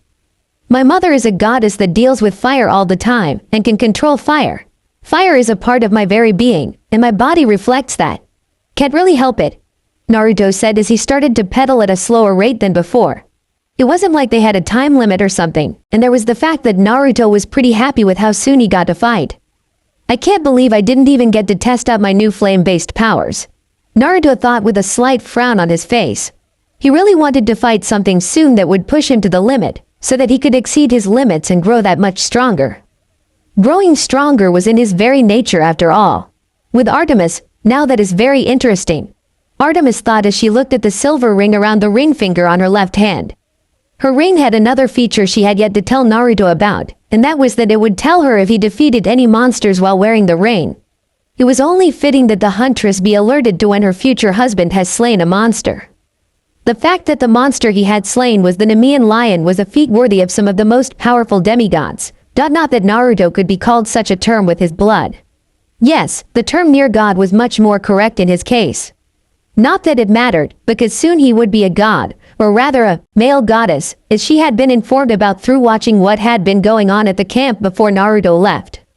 How funny, the goddess of chastity will be wed to the one that is called the male goddess.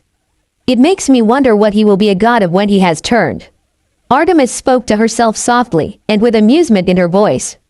The fact that people were already giving him labels when he had yet to show what he would be a god of was rather humorous, and she doubted that he would ever live down the one title she was sure he wasn't fond of. What man liked to be called a goddess after all? But it was indeed fitting. Most of his blood did come from a goddess after all. She wondered what beast Naruto would punt next. Just in Community Forum, more Naruto the Being Born of Fire by Dylan Millwood.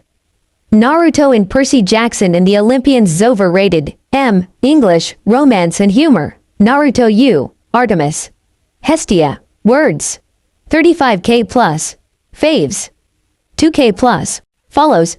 2k plus. Published, September 23, 2014. Updated, December 18, 2017. 314. Chapter 7. It had been about a week since the Nemean lion had attacked the blonde duo, and things hadn't been going as well as they has liked. The trouble wasn't with places to sleep, mostly because both of them were able to just sleep on the ground. They didn't get too cold because Disma and Naruto both put off a lot of heat. Even if Naruto took the heat he gave off to a higher level, they were able to make great distance, even thought they had gotten off track 5 times and had to go back. No, the problem was food. Catching and skinning the food was easy, but cooking it was the problem. They had no trouble making a fire with Naruto there, but what was the problem was that the Naruto had the ability to taste things and eat through his connection. As the meat cooked, he was able to taste the food, and he started to burn it out of instinct.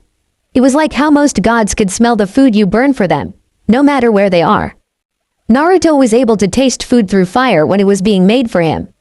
Sometimes being mostly God was a bit troublesome, because while he had enough human in him right now that he didn't have to follow to many of the codes gods were restricted by, he also had attributes he shared with them. He could bless and curse people, even though he didn't know exactly how. People could seek his favor, and he could grant them gifts. Also unable at the moment due to lack of knowledge. He couldn't truly be killed, and even if he was killed he would become a full god if that happened. It actually made her slightly scared of pissing him off because he would one day become a god. That much was promised to happen no matter what, because all he needed were the blessings of another few gods or to die and boom, instant god. His aura was so powerful that he was like monster repellent for weaker monsters, and every other monster wanted a piece of them, which was why they were in. "Well, aren't you an ugly fucker?" Naruto commented in a cocky voice as he and Disma stared down the creature in front of them.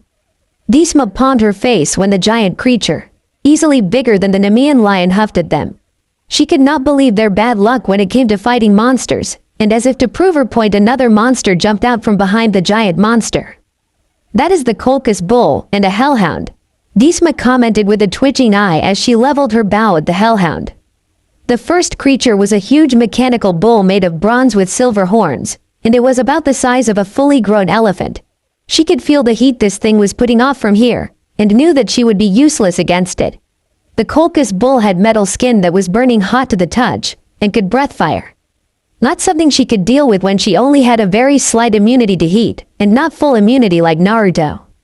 So she would gain glory by slaying the Hellhound, a black-furred giant god with glowing red eyes. This creature took the size of a small rhino, and it was growling at them with a hungry look in its eyes. "I repeat and correct myself, you are both ugly fuckers," Naruto said, before the bull rushed the two of them.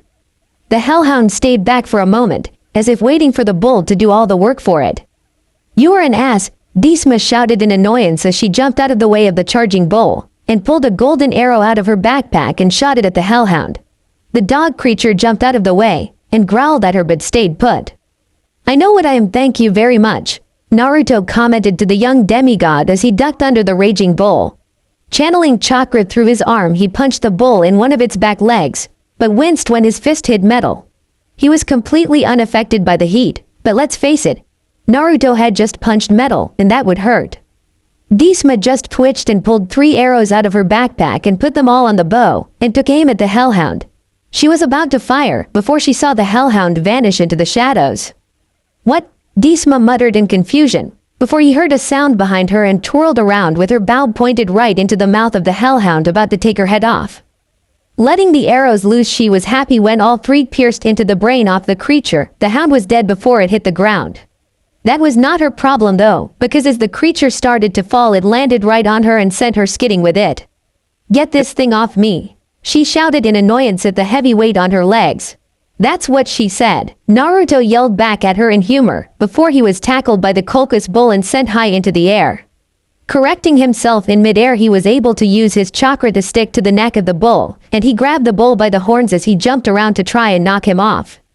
"Get this thing off me, this thing's weight is crushing me, this is all your fault," Disma yelled as she spoke in a haiku like her dad did for fun sometimes. She sighed in relief when the giant god turned into golden dust, and all that was left was the creature's fangs. She watched as the teeth started to shrink down and reform into a fang-tooth necklace. Picking it up, she placed it around her neck, and made herself look even more like a surfer chick than before. "Ha ha, ride him, cowboy," Naruto shouted with an ever-present battle grin while he rode the top of the bull, enraging the demented bull further. The thing bucked as much as it could, but a chakra-enhanced person like Naruto was able to hang on easily. The bull even tried to jump, and Naruto stayed strong, mostly from previous experience with giant toads actually. "Stop playing around and kill it already," Disma shouted up at him as she walked over to the bike with a very bad limp. Her legs were more bruised from having the beast fall on her than she had thought, and she would not be walking straight for days, before she heard a loud noise. Looking over to Naruto, she saw that he had ripped the head of the mechanical bull off by using the horns. Naruto jumped from the body to the ground, while holding the horns above his own head. The horns shrank down in size so that they were only a foot long each, and Naruto nodded to himself. "How's that going to fit?" Disma started to ask, before she saw him toss one of the horns into the bike's basket. She was about to ask what he was going to do with the other one, before he tossed it to her. "Hold on to that, will you? You never know when we might have to bargain with somebody, and it would be good to have that to make an offer," Naruto commented as she put the horn in her backpack with a nod. One of the horns of the Colchis bull would go for a lot of drachma, and you never know when you would need more drachma. "Got it. So where are we now?" Disma asked when she saw Naruto take his map out of his pocket, and look at it with serious expression. Unlike other maps, this one never really showed what states were in the country, just the compass and the dots that showed certain locations. The closest dots were silver, blue, and green dots clumped together. Artemis and her hunters are maybe a dozen miles south of here, Naruto thought before he saw the green dot fade away, and the silver and blue dots start to move towards his orange dot. Looking at the map, he saw the closet dot not related to Artemis, and her second in command was a yellow dot. New Jersey, Garden Gnome Shop. Naruto folded the map up and started to pedal towards the location on the map, and while he would marry Artemis when he next saw her, he wanted to marry her on his terms. He would go to her when he was ready to join her, and not a moment sooner. He was only 16, and was not in a rush to get married right now. "Where are we headed towards?" Disma asked as the two of them went at a slower rate than they normally did. "Something called a gnome shop. Whatever a gnome is," Naruto said as he started to pedal a little faster, and Disma had to hold on tighter. From what the map said, the shop was about 150 miles to the west, so he was in no real rush. He could run that distance in a few hours if he wanted to, but he was pretty sure that Hestia wouldn't like to go too fast this time. He had seen her limp, and going fast would put stress on her body. Gnomes are like things you put on your yard, Hestia commented dryly, and she could not really understand why he would want to go to a gnome shop. It was kinda boring in her opinion, but she was just tagging along with him, so it was his choice. Not to mention the bike was a gift from his mother, and it was his strength that was getting them around. Change of course, Naruto commented as he started to go in the direction of the junkyard they had been planning on going to in the first place. Finding some cool treasure in a junkyard was much cooler than buying something to put in your lawn.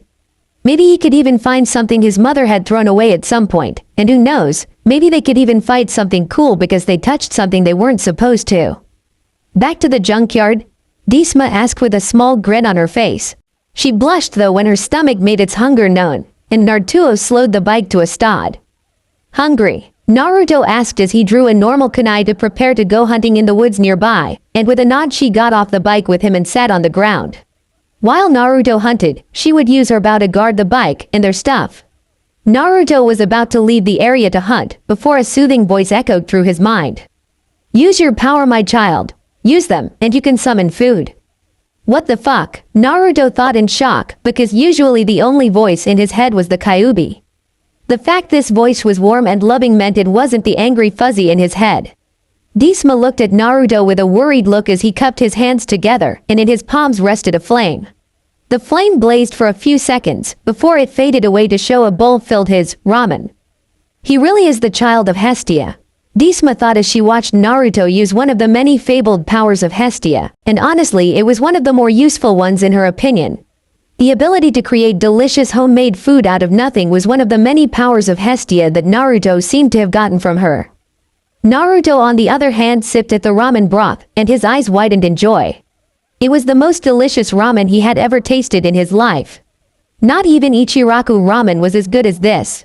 He greedily drank up the ramen, noodles and all, before he sat across from Hestia and looked at the empty bowl. Concentrating again, Naruto turned the bowl into fire before he tried to think of another food.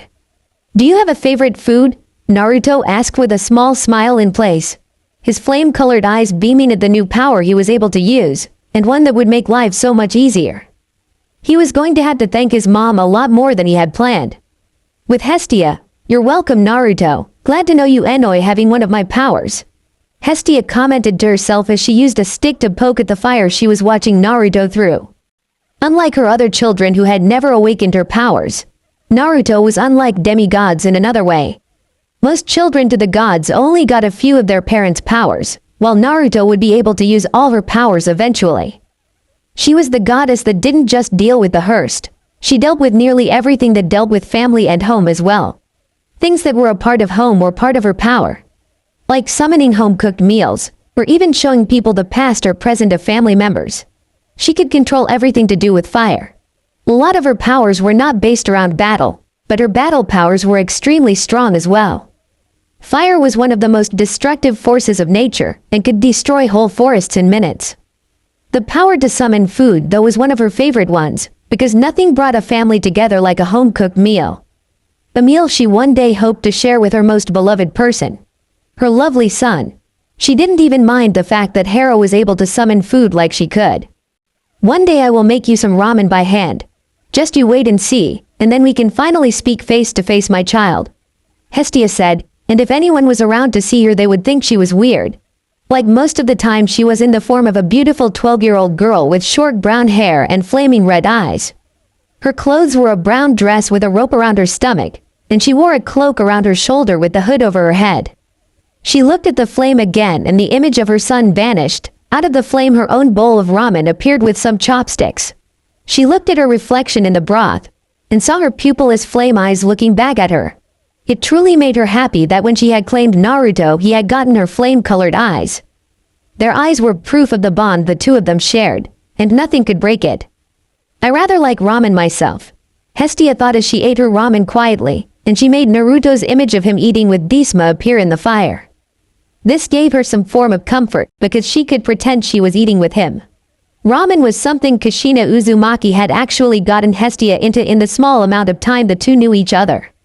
Kushina was kind of like a friend to Hestia. The relationship was rather strange between them, but that was mostly because Kushina had been carrying Hestia's child inside her for 10 of the months they knew each other. The girl had a red-hot hair and a personality to match. The fact she valued family above all else made Hestia like the girl even more. Somebody that treasured family was Hestia's kind of person, and like she had said before, Kushina had hair that was the same color as the embers of a fire. Hestia liked fire. "I wonder what you will do next, my child?" Hestia asked herself with a small smile on her face, with some ramen noodles hanging from the side of her mouth. She used a stick to poke at the flames some more, and the image shifted to show what she was thinking about. What she wanted more than anything else in the world. The image she had been using and changing as Naruto aged. It was the image of the two of them coated in flames, and sharing their first hug as mother and son. "Russellville, Arkansas, huh?" Naruto said as he looked at his map and pointed at his own dot, and when he had traveled to a southern area he had expected for the weather to be drier. He expected it mostly because it was in the middle of summer, and the city before this one was undergoing a heat wave. The moisture he could feel in the air right now was so thick that water was forming on everything, and it was really annoying him.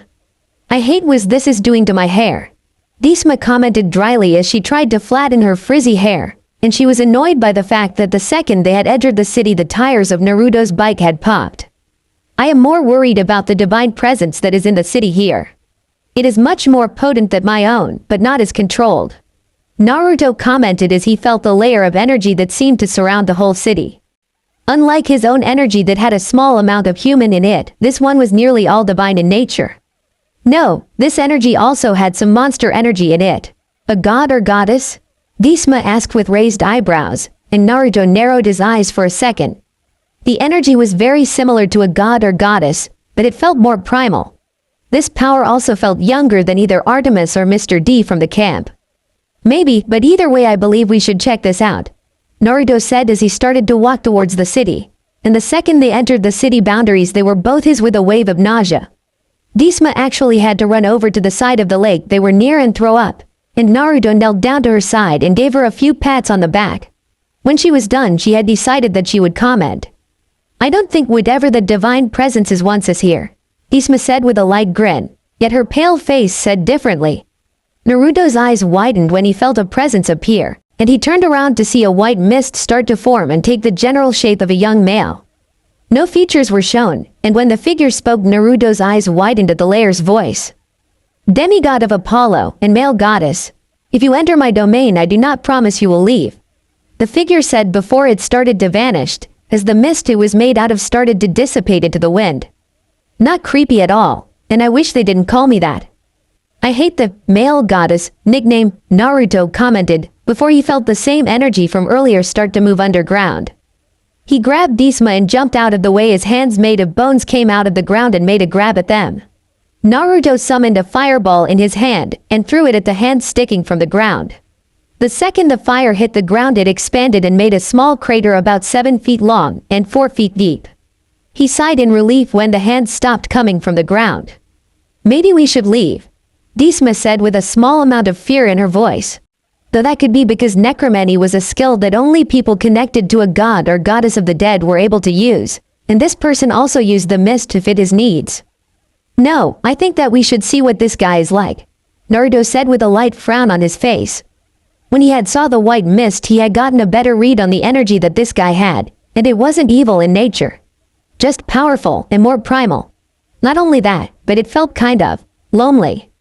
"No, I am out of here this time," Disma said as she turned to leave the city, only to see that when she tried to leave she would be surrounded by mist. She ran though the mist for a few minutes, before when she left the mist she saw that she was right where she started.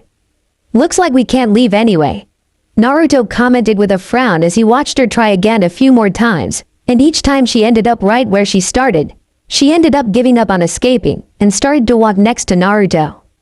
"Okay, so we find this guy and ask him to let us leave," Disma said with a stubborn look on her face, and Naruto rolled his eyes. He didn't want to fight this guy either, but maybe talking to this person will get them to let them leave. I was worth a shot, and what was the worst that this person could do to them? "Yeah, but the problem is where would we find him?" Naruto asked out loud, before the two of them heard a rumbling noise. She thought about it for a second, and tried to put any clues together. This person uses dead bodies as a weapon, so maybe a graveyard. No, it didn't even matter because pretty much the whole city was a graveyard at this point. I have no clue, but let's check the middle of what is left of the city first, Hestia said, and for the first time Naruto actually looked towards the city and gasped at what he saw. The building of the city were destroyed, and trees grew out of the rubble of what was left of the city. Animals could be seen running around, and that wasn't all. Tending to the plants were dozens of nymphs, each of them ignoring everything around them, with their only concern being the trees and flowers. No dead bodies. Naruto noticed as they walked through the remains of the city, and that was strange. No dead bodies, so signs of fighting. No blood on the ground at all. It was like everyone in the city had vanished before the city was destroyed. He couldn't even smell death in the air, so nobody was dead either. That's weird. The animals, Hestia shouted when she realized what had happened, and yet she was still ignored by the blank-eyed nymphs around them. What about the animals? Naruto asked with a raised eyebrow, and Hestia looked at him like he was an idiot for a moment. Then she remembered that Naruto didn't know very much about Greek mythology, so he wouldn't see anything familiar about this. Gods and goddesses have the power to turn humans into animals, or even objects.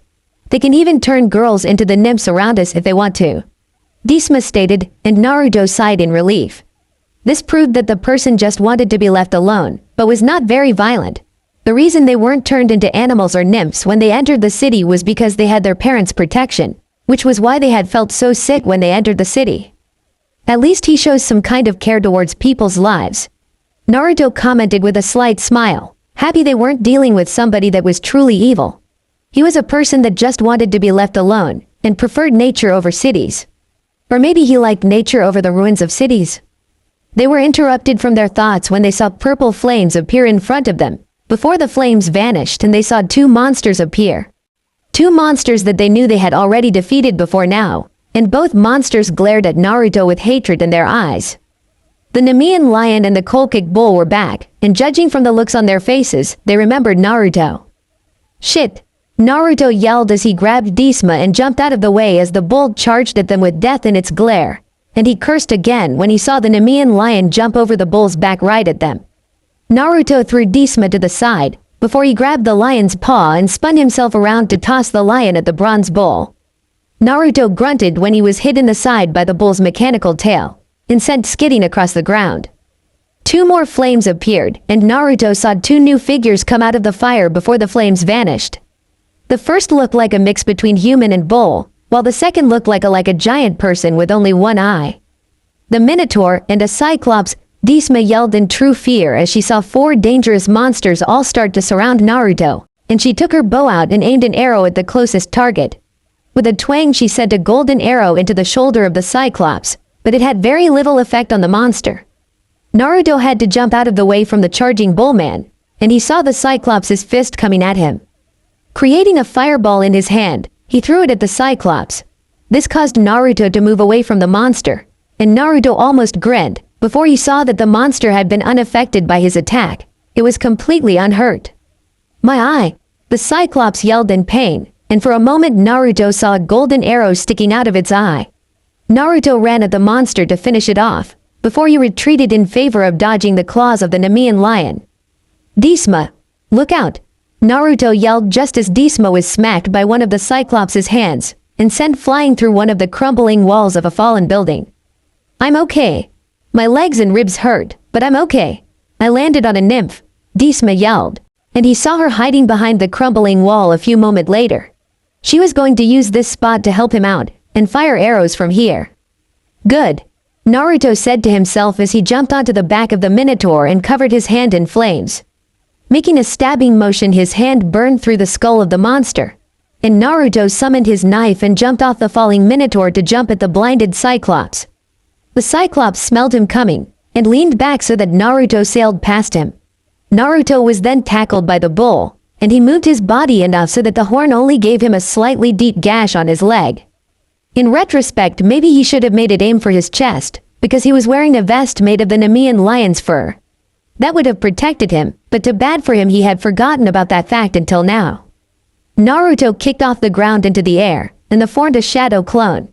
Holding his hand out, Naruto and the shadow clone started to form a Rasengan in his hand. Then as the toes started to fall, the Rasengan changed shape, so that 4 small blades of wind came out of the sides. Futon. Rasengan, Naruto yelled as he thrust the Rasengan into the Nemean lion's neck just as it tried to take another bite out of him. The lion's head separated from its body, and its body turned into gold dust. It only left its pelt around again, signaling its second defeat at Naruto's hands. Suck on this, Disma shouted as she shot an arrow, and this time she aimed it right into the Cyclops' mouth and pierced it through the brain. It exploded in golden dust, leaving only the horn on top of its head behind as proof. Good job, Naruto yelled to her before Naruto saw the bull rushing him again. Taking his knife, he waited for the bull's mouth to open, before he threw it down the creature's throat, and it exploded into gold dust like all the other monsters. Looking around, he looked at the transformed items on the ground, and saw the horn had turned into a keychain. The Minotaur's horn had turned into a smaller version of itself, the bull's remains because a bronze pen. The lion's pelt had turned into a golden pair of pants. Holy shit! Disma yelled as she ran up and grabbed her own item, the keychain from the Cyclops. The other 3 were Naruto's, and she saw him fall to his knee and grab his leg in pain. She rushed over to him and saw the cut on his leg was still bleeding, and had only healed a small amount at the moment. Fox! Give me some damn chakra! Naruto yelled in his thought, and he sighed in relief when the fox's chakra seeped into his body and healed his leg the rest of the way. He stopped the flow of the beast's chakra, and he was glad that his eyes didn't change color with the use of the fox's chakra this time. Normally he could feel when the chakra changed his eye color, because certain colors were more pronounced than others. That was summoning magic.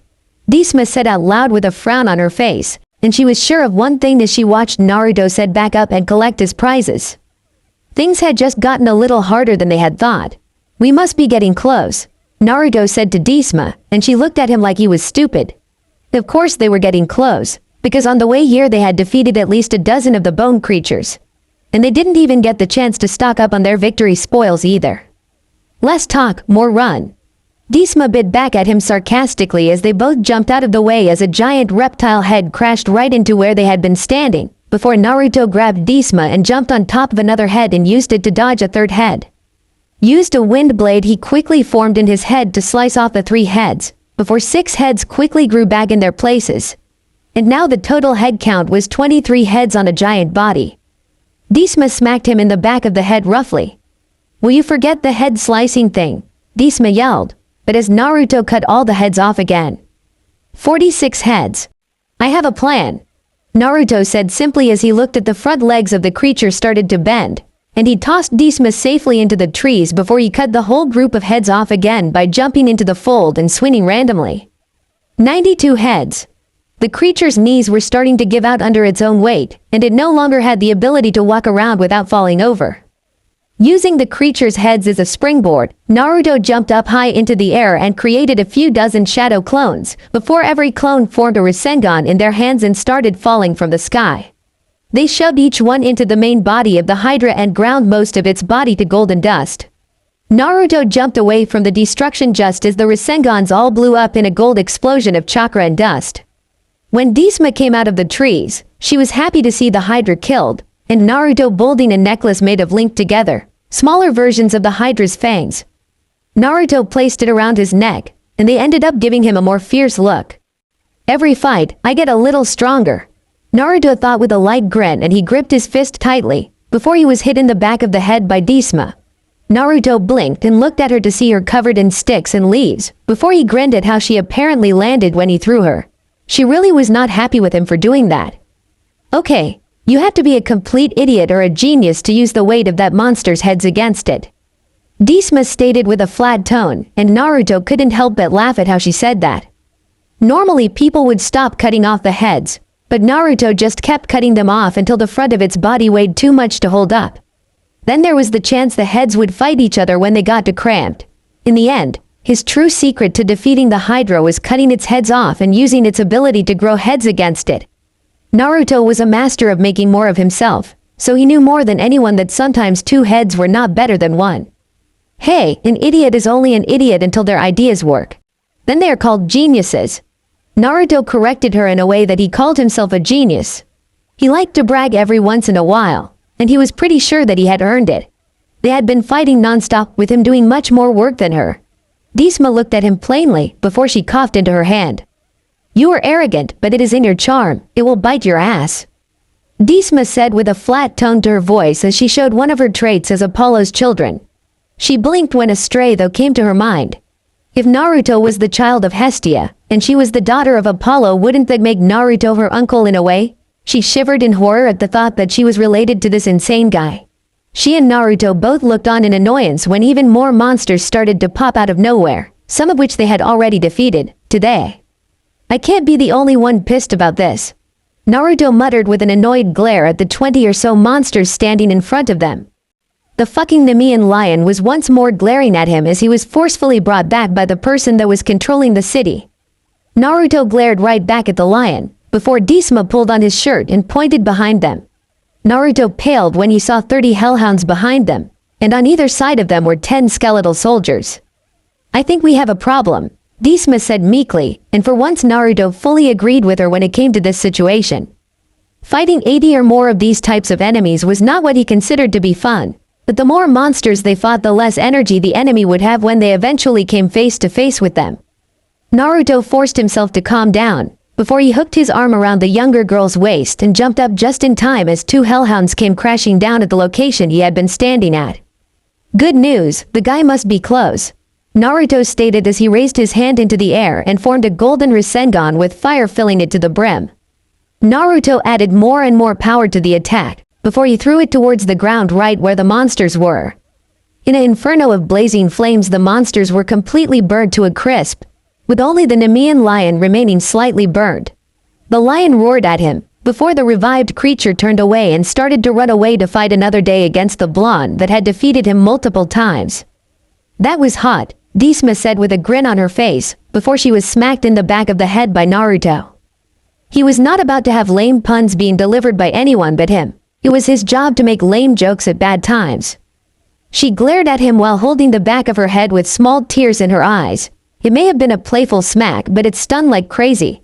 She was sure that this guy had some form of freaking super strength to be able to do something like this. He jumped like 50 feet in the air like it was no trouble after all, and she was about to lecture him before the ground opened up to reveal a hidden door. "Enter." "Did you hear that?" Naruto asked curiously, not wanting to admit that the voice was creeping him out somewhat. The door itself looked like it was something you would see when you were about to go to the underworld, or die in some hellish way. The gate was covered in bones, and the door itself looked like it was made from heavily burned up wood, blackened by the flames of the worst hell imaginable, and the two of them looked at each other for a moment before Dhisma had enough. "Okay, are we really dumb enough to listen to a demonic voice telling us to enter an obviously evil room?" Dhisma asked blandly, and Naruto had to think about it for a second, and the two of them shared another look in the other's direction. They both started to pale when they realized they were idiots big enough to do what they were about to do. The second they made up their minds, the door started to open all on its own and white mist started to pour out of the room. "Yes, we are dumb enough," Naruto said as the two of them started to run towards the door without even thinking of the downsides of running towards something with as much power as Naruto himself. The child of Apollo and the male goddess passed through the door without a care in the world. Only one word came to Naruto's mind as he passed into the gate. "Victory." Naruto held up his hand and focused on the thought of fire. In response, it was enveloped in flames like a torch so he and Dhisma could see. They were dealing with magic, after all. And if this guy they were dealing with someone that could summon monster armies, they couldn't be too careful. And getting blindsided underground because they couldn't see was bad in any situation. Dhisma looked grim as the opening they had just come through vanished like a mirage, leaving a bare surface and trapping them in this place. Naruto's eyes widened as an ethereal purple Leah erupted further down the cavern they were in, and when it faded, there was the orange red of flames in its place and there was a silhouette casting a shadow where the light was coming from. The two demigods whipped their attention to the other flame as it neared them. What was odd was it shaped oddly, like it was lopsided and pouring over or something. And what was that sound? Metal hitting stone in regular intervals. Naruto and Dhisma tensed and Naruto extinguished his fire, then wrapped his arms around his younger companion's waist and leapt to the ceiling, sticking to it with chakra, ready to get the jump on whatever was coming their way. When the flame got right to where they were, Naruto stared and Disma paled. It was a girl, but one of the weirdest Naruto had ever seen.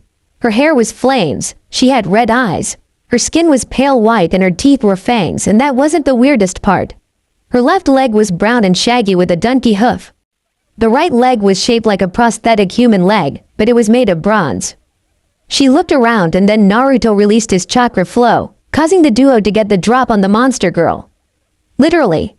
They landed in a heap and the two half-bloods wrestled her until Naruto eventually got his celestial bronze hunting knife against her throat and she froze while Disma got to her feet, walked around to the front and notched an arrow and aimed it at the female monster. Okay. Who, or what, are you? Naruto asked.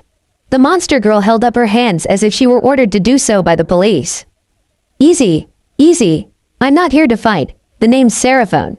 I'm an Empusa, a servant of Hecate, the goddess of magic, she said. Naruto and Disma looked to one another and shrugged. A goddess-serving demoness named Seraphon. Sure, why not? Not like that seemed any weirder than anything else that was happening here in Russellville. Seraphon looked over them and spoke, trying to sound casual, which wasn't easy. Monster or not, it was difficult to be calm when had weapons aimed at you. So you're the ones, and I take it you're that son of Hestia. The being born of fire, the demigod from that ninja-based world, she said, looking at Naruto and smiled, exposing her fangs.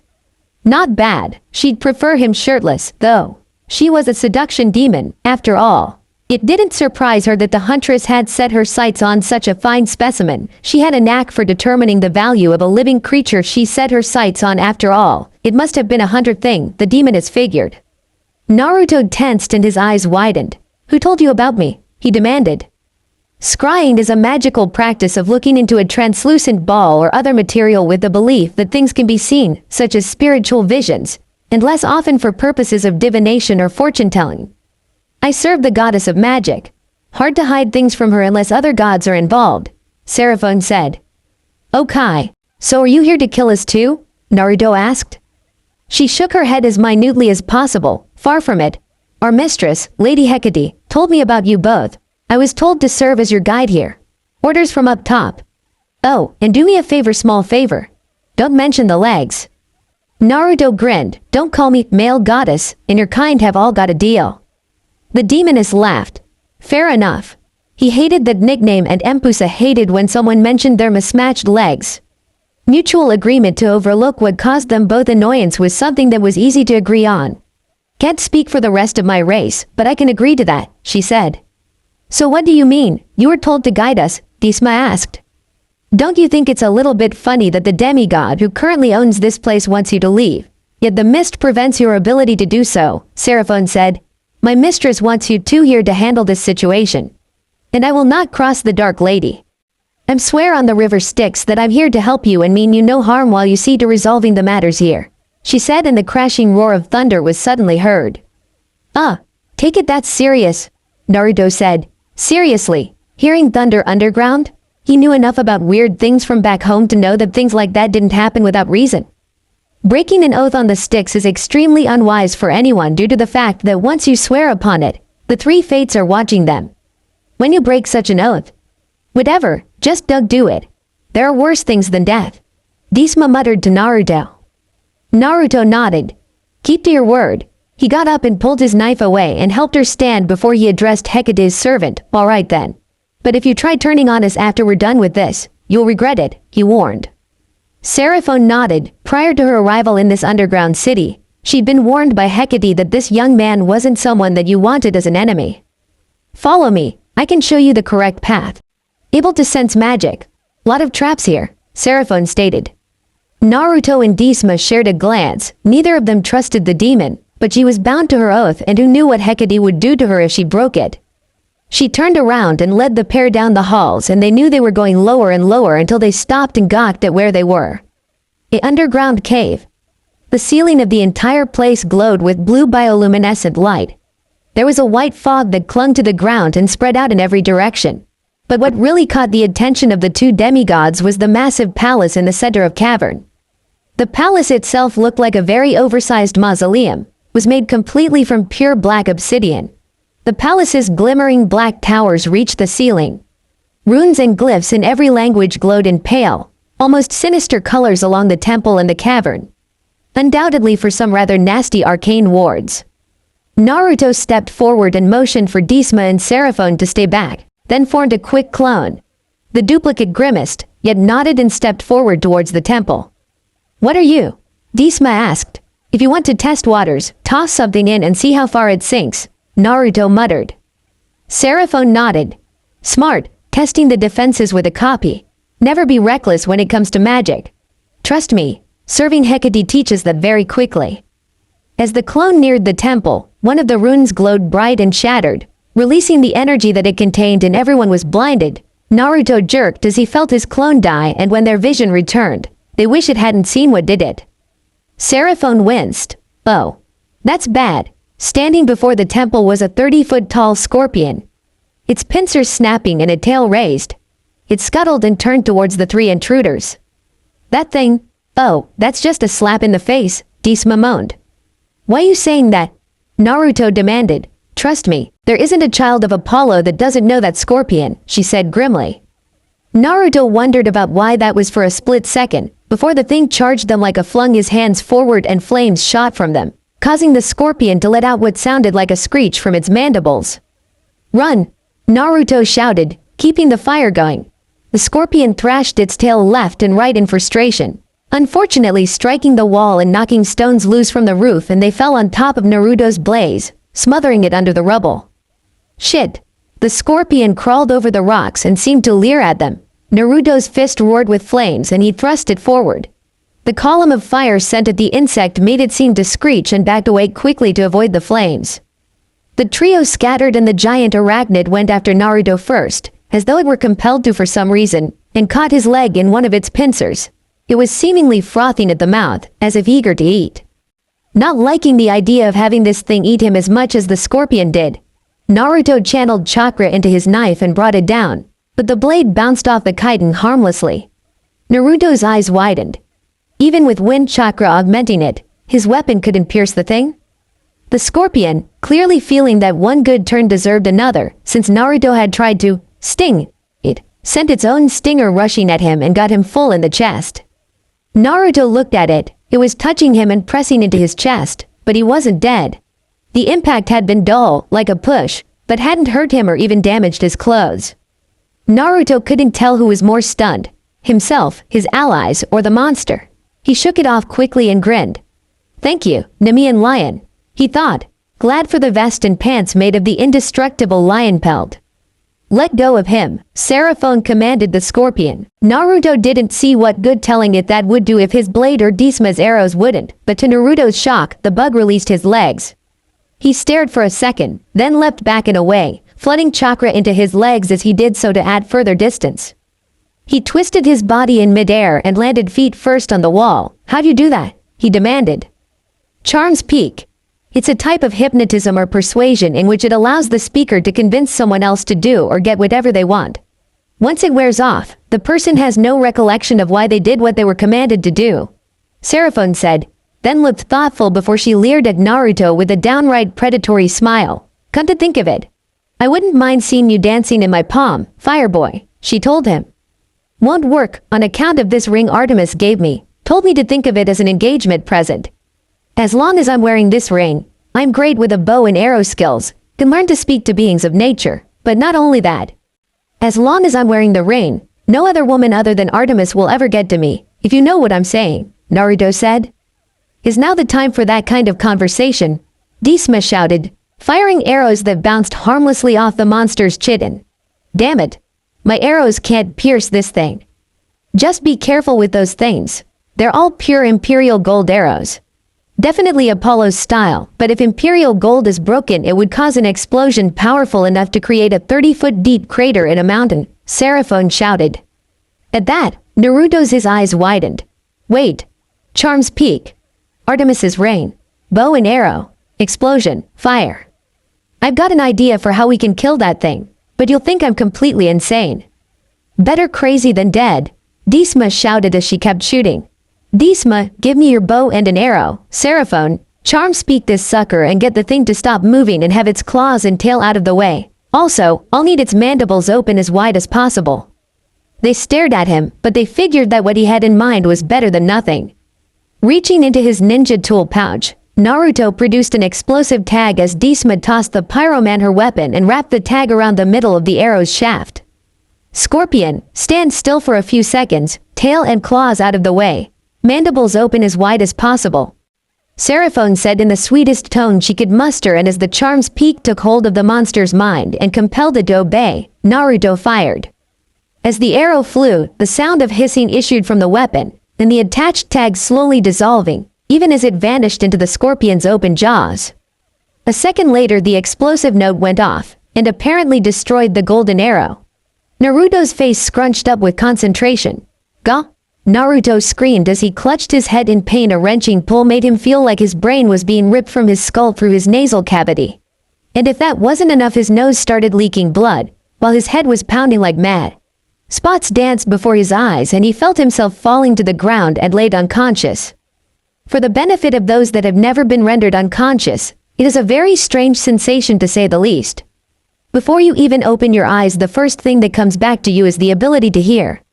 Where before it would be some kind of droning white noise, the noise begins to clear and become more and more coherent and less echoey until it is fully restored. From that point your sense of feeling comes back and you try to move. It is only at that point, when you try and fail due to the recent rebooting of your motor skills, that you become aware that your eyes are fully open and that the reason you could not see was because you were readjusting to the light. This is the fate that met one Naruto Uzumaki upon his reawakening. He groaned while clutching his head almost as if he was experiencing a hangover, and dimly felt someone grab his arms and help him into a sitting position against the wall. Yeesh. I've seen plenty of demigods, but you, son of Hestia, could easily be the craziest, most impetuous of them all. I mean, pyrokinesis. You used your ability to control fire you got from your mother to keep the explosion suppressed inside the scorpion's body when the arrow blew up. Not bad, but you're right. You're insane. That's what I said. How is it you're up so fast, much less not dead? Hestia asked. Baru. My head. Naruto moaned as they set him against the wall of the cave. How long was I out? An hour. I think the one who summoned the scorpion didn't want to see what other insanely stupid thing you'd pull if he tried jumping us, Hestia said. Naruto groaned as he stood up and noticed what the scorpion had left behind. The spoil was a piece of its armored shell with ancient Greek, like a tablet. Your arrow was what did that thing in, so you can have this. Mind if I read it first? Naruto asked, picking up the object from the golden powder of monster essence. Hey, I don't mind. But if that says what I think it is, don't freak about it, okay? She said, looking nervous. Gods of Olympus, please don't let it be that story, she thought. Naruto raised an eyebrow as he wondered why his companion had requested that, then turned to the tablet. Orion was the most handsome man in the world, a mighty hunter, an untiring dancer, a hearty eater. Many women loved him, and so did the men, because of his generous nature and caring heart. Orion loved the women as if he were their brother, and with the men he formed his most intimate and physically satisfying attachments. Even the gods and goddesses took notice of him, and enjoyed his company. But his favored fortune led to his early death and legendary destiny. Such is the fate of heroes. One day while he was hunting in the forest, he came upon a beautiful young woman who was also hunting, with a pack of the finest hounds he had ever seen. Both packs picked up the scent and they hunted together. When the deer was caught and killed, Orion saw that his companion was no mere girl, but the virgin goddess Artemis herself. He averted his eyes from her in respect. Artemis and Orion passed the summer together. By day they hunted and sported, challenging each other to foot races, archery, and storytelling. In the evenings around the fire they bared their souls and told each other about their lives, their lost loves, their secrets. Orion spoke of the men he had loved and hoped to love again. Artemis spoke of the nymphs who had tended her, their love affairs, and her attachments to the goddesses and women of her cities. They became, in short, fast friends. One night, when Artemis and Orion sat at their fire telling stories, they shared an embrace. The next day, Apollo, the brother of Artemis, was walking through the forest. He smelled a low burning campfire, and found the glade where Orion and Artemis lay still asleep. He saw and appreciated the beautiful Orion, but grew angry when he saw that Artemis lay with him. He assumed that Artemis also appreciated Orion in the masculine manner he himself did, and had compromised her virginity, her separateness from the sexuality of men. But he concealed his anger, put on a mask of friendliness, and whistled a bright tune until the two friends awoke. Seeing who was making the noise, they invited him to breakfast. Later in the morning, Artemis attended to her priestesses elsewhere, and left her brother and friend to amuse themselves together. Apollo is very beautiful. He is the sun. He is a god selected to sit among the 12 Olympians. He is vain, yet kind, wise, yet full of fun. Orion was immediately captivated by him, and naturally so. Apollo's heart was also caught by Orion's friendly company and gentle yet thoroughly masculine manner. Apollo took as his lovers many women and goddesses, and also men and gods. Unlike Orion, he was secretive about those male assignations, and would deny them if questioned about their exact nature. But the attraction between Apollo and Orion took its natural course, and before the end of the afternoon the man and god had enjoyed together all the pleasures of manhood, to their mutual satisfaction. As the sun set they lay together in tender friendship, murmuring in quiet conversation. Orion mentioned his happy anticipation of the return of Artemis and how the three of them might now be friends. Apollo stiffened in anger at the mention of his sister's name, for he had forgotten his misinformed but potent jealousy. "What incurs thine anger, my lord?" asked Orion. "I'm surprised you would question my apprehension at the arrival of another who enjoys your favors." Orion laughed before he could think not to. "My favors?" he exclaimed. "But Artemis is a chaste goddess. She has not known me, nor any man. We are companions, but of the hunt and the forest, not any bed or bower. Besides, I am a lover of men as thou art." Apollo saw the truth in what Orion said. He did not relish realizing his mistake, and he lashed out at Orion. "You insult me, mortal," Apollo said, standing up, his face a blaze of wrath.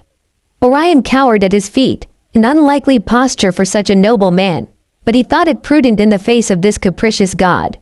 Apollo picked up Orion's head by his hair and bellowed into his face, "I am not a lover of men like you," and he spat out the last phrase in disgust. "I take women as my lovers, as nature intended.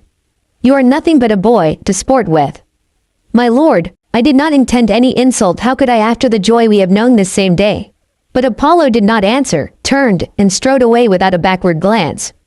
Hours after Apollo left him, Orion was found by Artemis in the dark, weeping quietly. She comforted him, and hearing his story, took him to his house, and left him alone, as was his wish. She returned to her house in the forest. During the night, a terrible dream possessed Orion. He dreamed that a scorpion rose up from the forest floor and nearly killed him before he could defend himself. He did not know it, but it was Apollo who sent this scorpion. He dreamed he could not strike through the scorpion's armor, no matter how powerful or direct his thrust. He fought the scorpion in his dream the night through, and just before he awoke, the scorpion had almost stung him directly in his heart.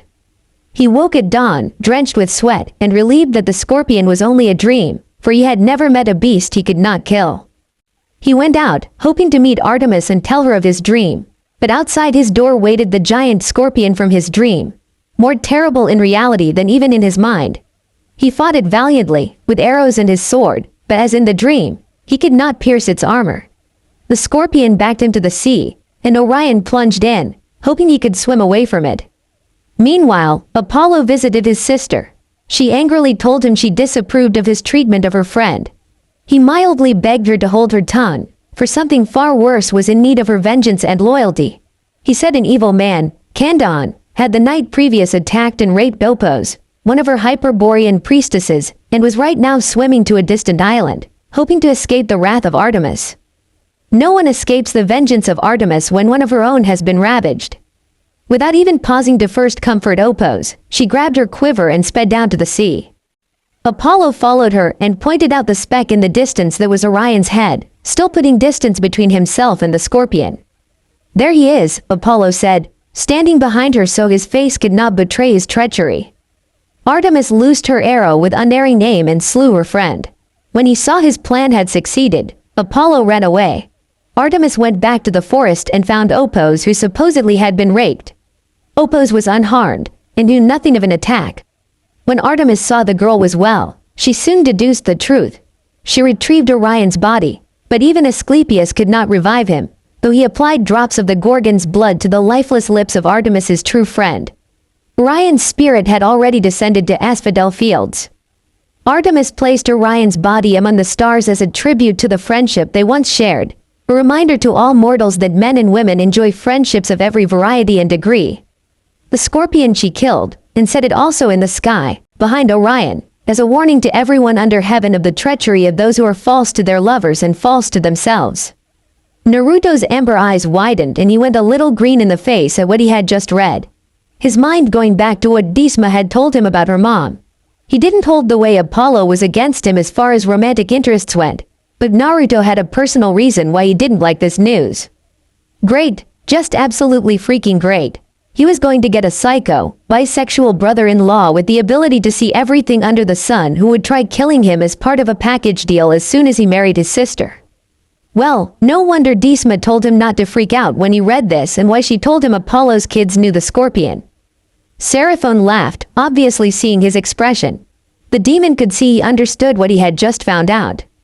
Disma looked miserable. This was practically a slap in the face. The guy her Aunt Artemis liked. Apollo, the scorpion Apollo had created, and now he knew about Orion. Thanks, Dad. The way you swing both ways and your ego really messed this up for me bad. She thought. She was enjoying her journey with Naruto for the most part. Now he'd probably want nothing to do with Apollo's kids.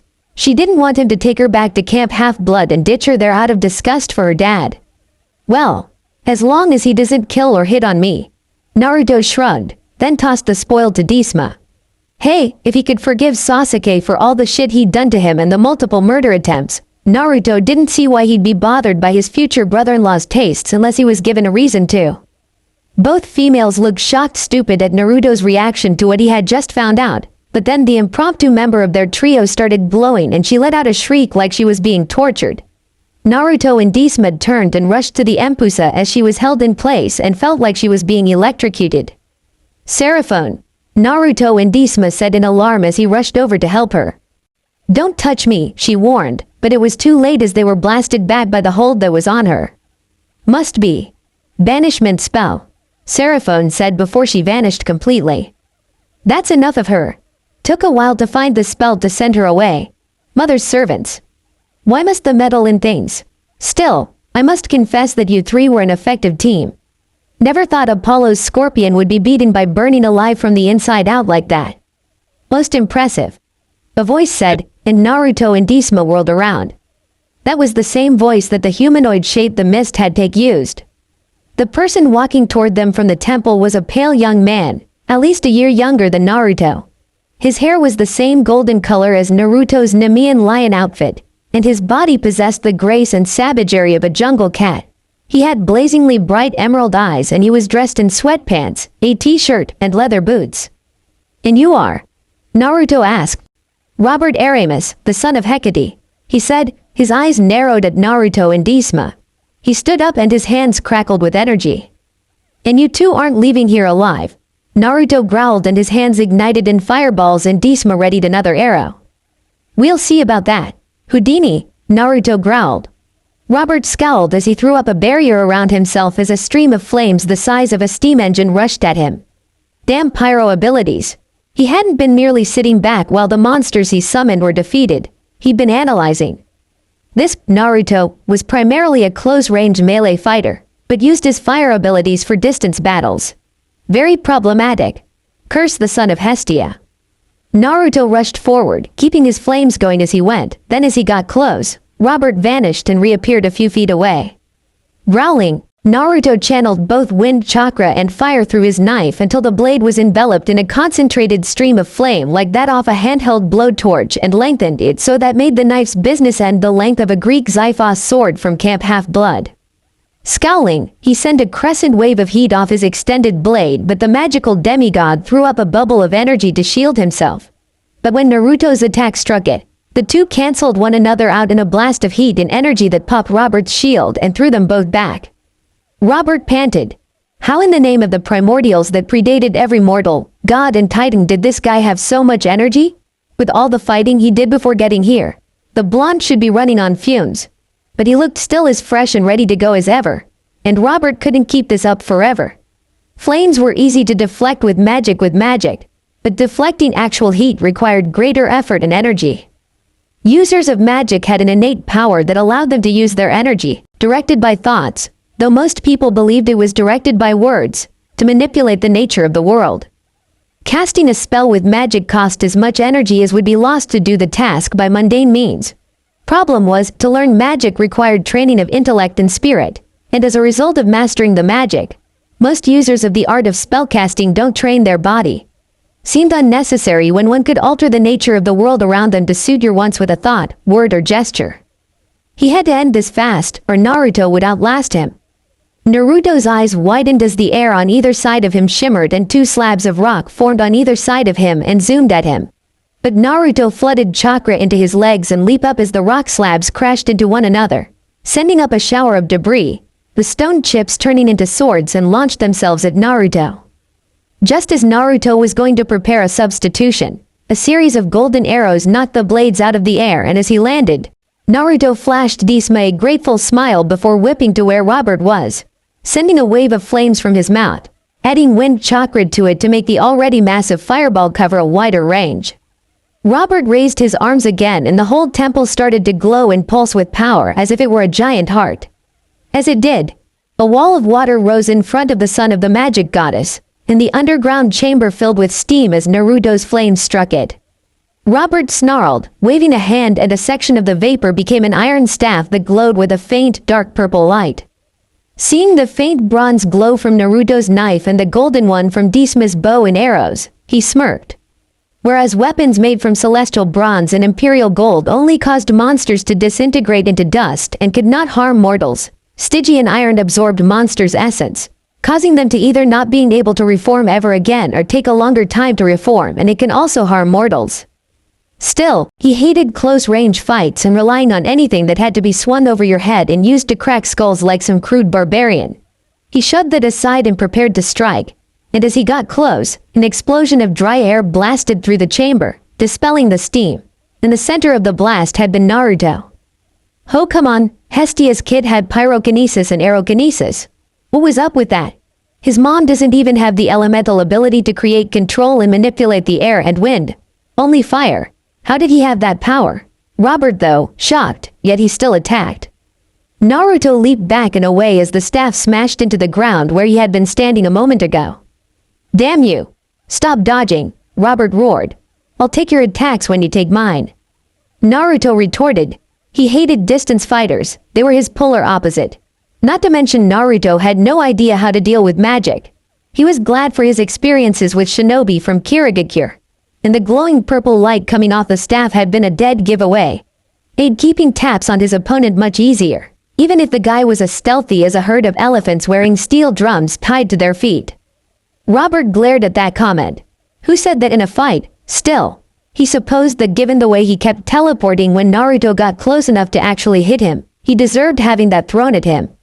Naruto growled as Robert levitated and bolts of green energy shot from the end of the son of the magic goddess's staff and struck him in the chest, sending him skidding backwards. He hated lightning. He had enough of that dealing with Sasuke. He felt that one even though the Nemean lion outfit. You can't beat me, no matter how powerful a demigod you are. Zeus, Poseidon and Hades gave my mother power in all three major realms, the sky, sea, and the underworld. I'm never out of my element. Robert shouted, raising his staff and slamming the end on the ground, and an army of skeletons erupted from the ground and surrounded Naruto and Disma. Disma was having no luck at all with the skeleton warriors. Her arrows just whistled straight through their empty skulls and the spaces between their bones. Naruto's attack had more luck as he formed a Rasengan and slammed it into the Sparta's soldiers, sending them flying and shattering to pieces. At least that's what he thought before they started to reform, the bones pulling themselves together as if they were magnetized. Crap! What? THTH, that shouldn't be possible. Only Siberius's dragon teeth can produce self-rebuilding skeleton warriors. That's because it's MY power that's restoring them, Robert said triumphantly.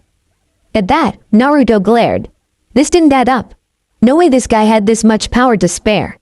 And that Greek temple. It was giving off so much power that he could feel it. Every time Robert made to cast a spell, it reacted. Wait a second. No way. It couldn't be that, could it? Those three Ryuduan brothers and their Mokujin Sojutsu? Naruto had his knife changed back into a ring, then raised his hand, focusing on the fox's chakra within him and concentrated it in one arm, and flung his hand forward in a punch, extending the energy toward Robert. A glowing fist slammed into him, and the sorcerer flew backward with such force, he cracked a column, which tumbled down on top of him. For a heartbeat, the only sound was the trickle of dust and debris. Then out of the rubble came a deep howl of laughter. Robert rose from the ruins, tossing aside a huge chunk of stone. "Nice," he roared. "Completely ineffective, but nice." Then he noticed what had happened to the temple and seemed panicked, turning his back on Naruto and Disma, leaving them to the Spartus as he set about using his magic to repair the column. "Bingo," Naruto thought, then grabbed Disma under one arm. "What are you?" she shouted before she yelped as Naruto leaped up onto the wall, sticking to it with chakra, then kicked off it and landing a flying dropkick to Robert just as he finished his repair job and the three went tumbling into the temple, Naruto and Disma recovering first. "You coward, attacking from behind like that," Robert sputtered furiously. Naruto glared at that. "Ah, hell no. You were the one who turned your back on us in the middle of a fight and expect us not to take an opportunity like that. Besides, if the pillar falling on you didn't hurt you, why are you complaining about a kick?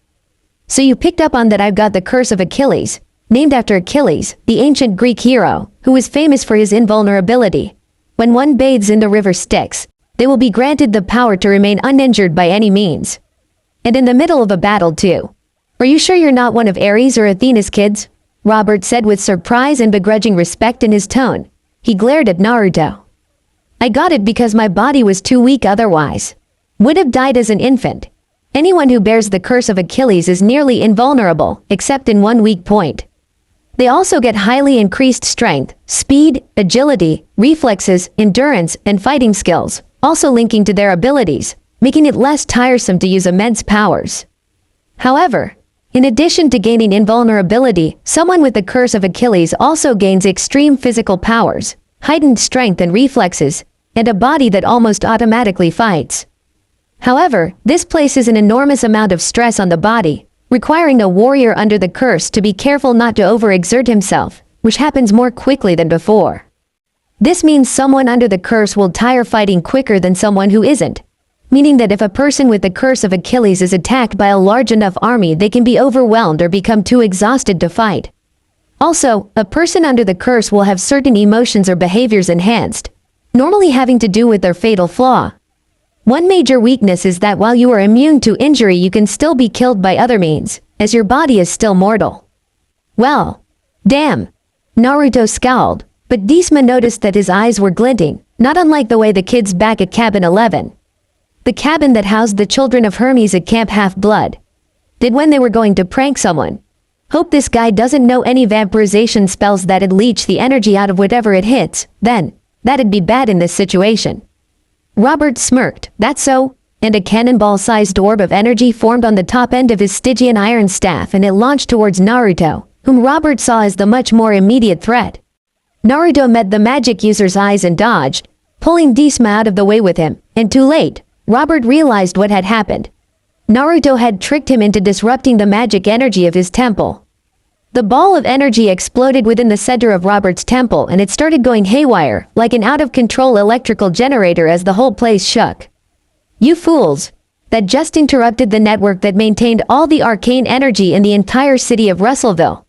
That's 28.3 square miles of magic." The sorcerer screamed in panic as bolts of magical energy lashed around. "That much energy going out of control could even blast us all too." "Ah!" Robert screamed as one of the bolts struck him. Cursing, Naruto grabbed Robert and hauled both him and Disma out of the ruined structure. The bolts of unstable magic had vaporized the skeletons. But as they got out of the temple, Naruto skid to a stop and set the others down as he recalled just how far the temple boosted the magical energy. 28.3 square miles of unstable magic. Ah hell, he whipped around, letting the other demigods go as he did. "What are you doing?" Disma shouted at him. "If this goes, all of Russellville could blow with it," Naruto shouted, thinking of all the people that could die if that happened. "Well, what are we gonna do then?" Disma shouted. "This was your idea," she shouted furiously. "Try this. It's a pretty powerful one. But you might not have the time to do it completely. Ya know." A feminine, yet urgent voice shouted in his mind as a sealing formula flashed behind Naruto's eyes. A seal. A barrier containment seal. But how had he know that, and how to construct it appeared in his mind like that? Wait, there wasn't time for that. But how to apply that seal in time to stop everything from being destroyed? Ho! Naruto slammed his hands down onto the ground, and at his mental urging, a stream of fire sprung up from where his hands touched the ground and zoomed towards the center of Robert's temple, and once it got there and erupted into a bonfire before spreading out in a spiderweb of ruins that spread out from the center and quickly spread out to try covering the whole area of the temple, but it wasn't fast enough. Come on. Come on. Come on, Naruto thought desperately, mentally praying to those Olympian gods he'd learned of back at Camp Half-Blood for help. More time. Anything that would keep the haywired temple explosion from destroying everything and everyone in Russellville. The flames responded to his urgings and formed the seal faster, but as it wasn't quick enough, and Robert's temple exploded. Fortunately, the seal was completed enough so that the explosion itself was sealed, but the kinetic energy of the shockwave still sent the trio of demigods onto their backs and tumbling like sacks of abused produce, with enough force to knock them all unconscious. The ground crumbled inwards and all three of them fell. The first thing Naruto noted as his eyes opened was the wind whistling in his ears. When he and the other two demigods awoke, he was shocked. They were tumbling down an open air shaft. Disma wailed in terror. Neither of them had the power to fly, and Robert seemed to have something wrong with him because he didn't teleport away. They kept falling for so long that they wondered if they were ever going to stop. Something about the surroundings changed. The air grew hotter and damper, as if they were plummeting into the throat of a massive dragon. The darkness took on a gray-red tinge. Naruto realized he could see Disma and Robert as they all fell. The whistling in his ears turned to more of a roar. The air became intolerably hot, permeated with the smell of rotten eggs. Suddenly, the chute they'd been falling through opened into a vast cavern. Maybe half a mile below them was the bottom. For a moment he was too stunned to think properly. The entire island of Manhattan could have fit inside this cavern, and she couldn't even see its full extent. Red clouds hung in the air like vaporized blood. The landscape, at least what she could see of it, was rocky black plains, punctuated by jagged mountains and fiery chasms. To Naruto's left, the ground dropped off in a series of cliffs, like colossal steps leading deeper into the abyss. The stench of sulfur made it hard to concentrate, but he focused on the ground directly below them and saw a ribbon of glittering black liquid, a river, and they were heading right for it. The impact didn't kill him, but the cold nearly did. Freezing water shocked the air out of his lungs, and he fought down a cry of sheer agony as he was submerged. It made him recall thinking back to his time at Camp Half-Blood's Lake, when he thought that since he was practically made of fire and his connection to fire was extremely deep, of course water would hurt him. He hated being right about that. His limbs turned rigid, and he lost his grip on Disma and Robert. Naruto began to sink. Strange wailing sounds filled his ears, millions of heartbroken voices, as if the river was made of distilled sadness. The voices were worse than the cold. They weighed him down and made him feel numb. What's the point of struggling? They told him. You're dead anyway, you'll never leave this place. He could sink to the bottom and drown, let the river carry his body away. That would be easier. He could just close her eyes. Just give up. Wait. Give up? Hold on, Naruto. It was Artemis's voice. You're not getting away from me that easily. I'm a huntress, after all. But do you give up? What of those with you now? Will you abandon their hope? Can you not feel their desperation? Have you forgotten? You live for those who care for you and saved you from your darkness and pain, and it is for them that you stand and fight, regardless of the outcome. They gave you a reason to live, not for yourself but for them. And if you give up now, then those counting on you right here and right now will suffer, and worse, stand and fight. He could see her now, and more than that. Memories came flooding back to him, sharper and more colorful. In his mind, Naruto started seeing events that had happened before, images from his previous missions.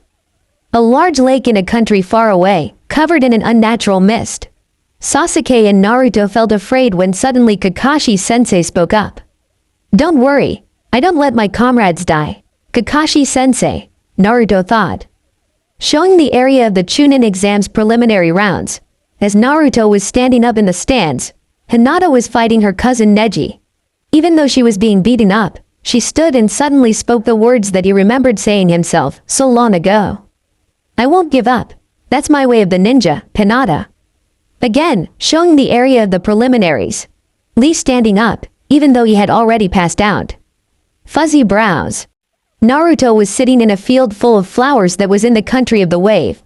He could see a person standing in front of him, talking with a small smile on his face.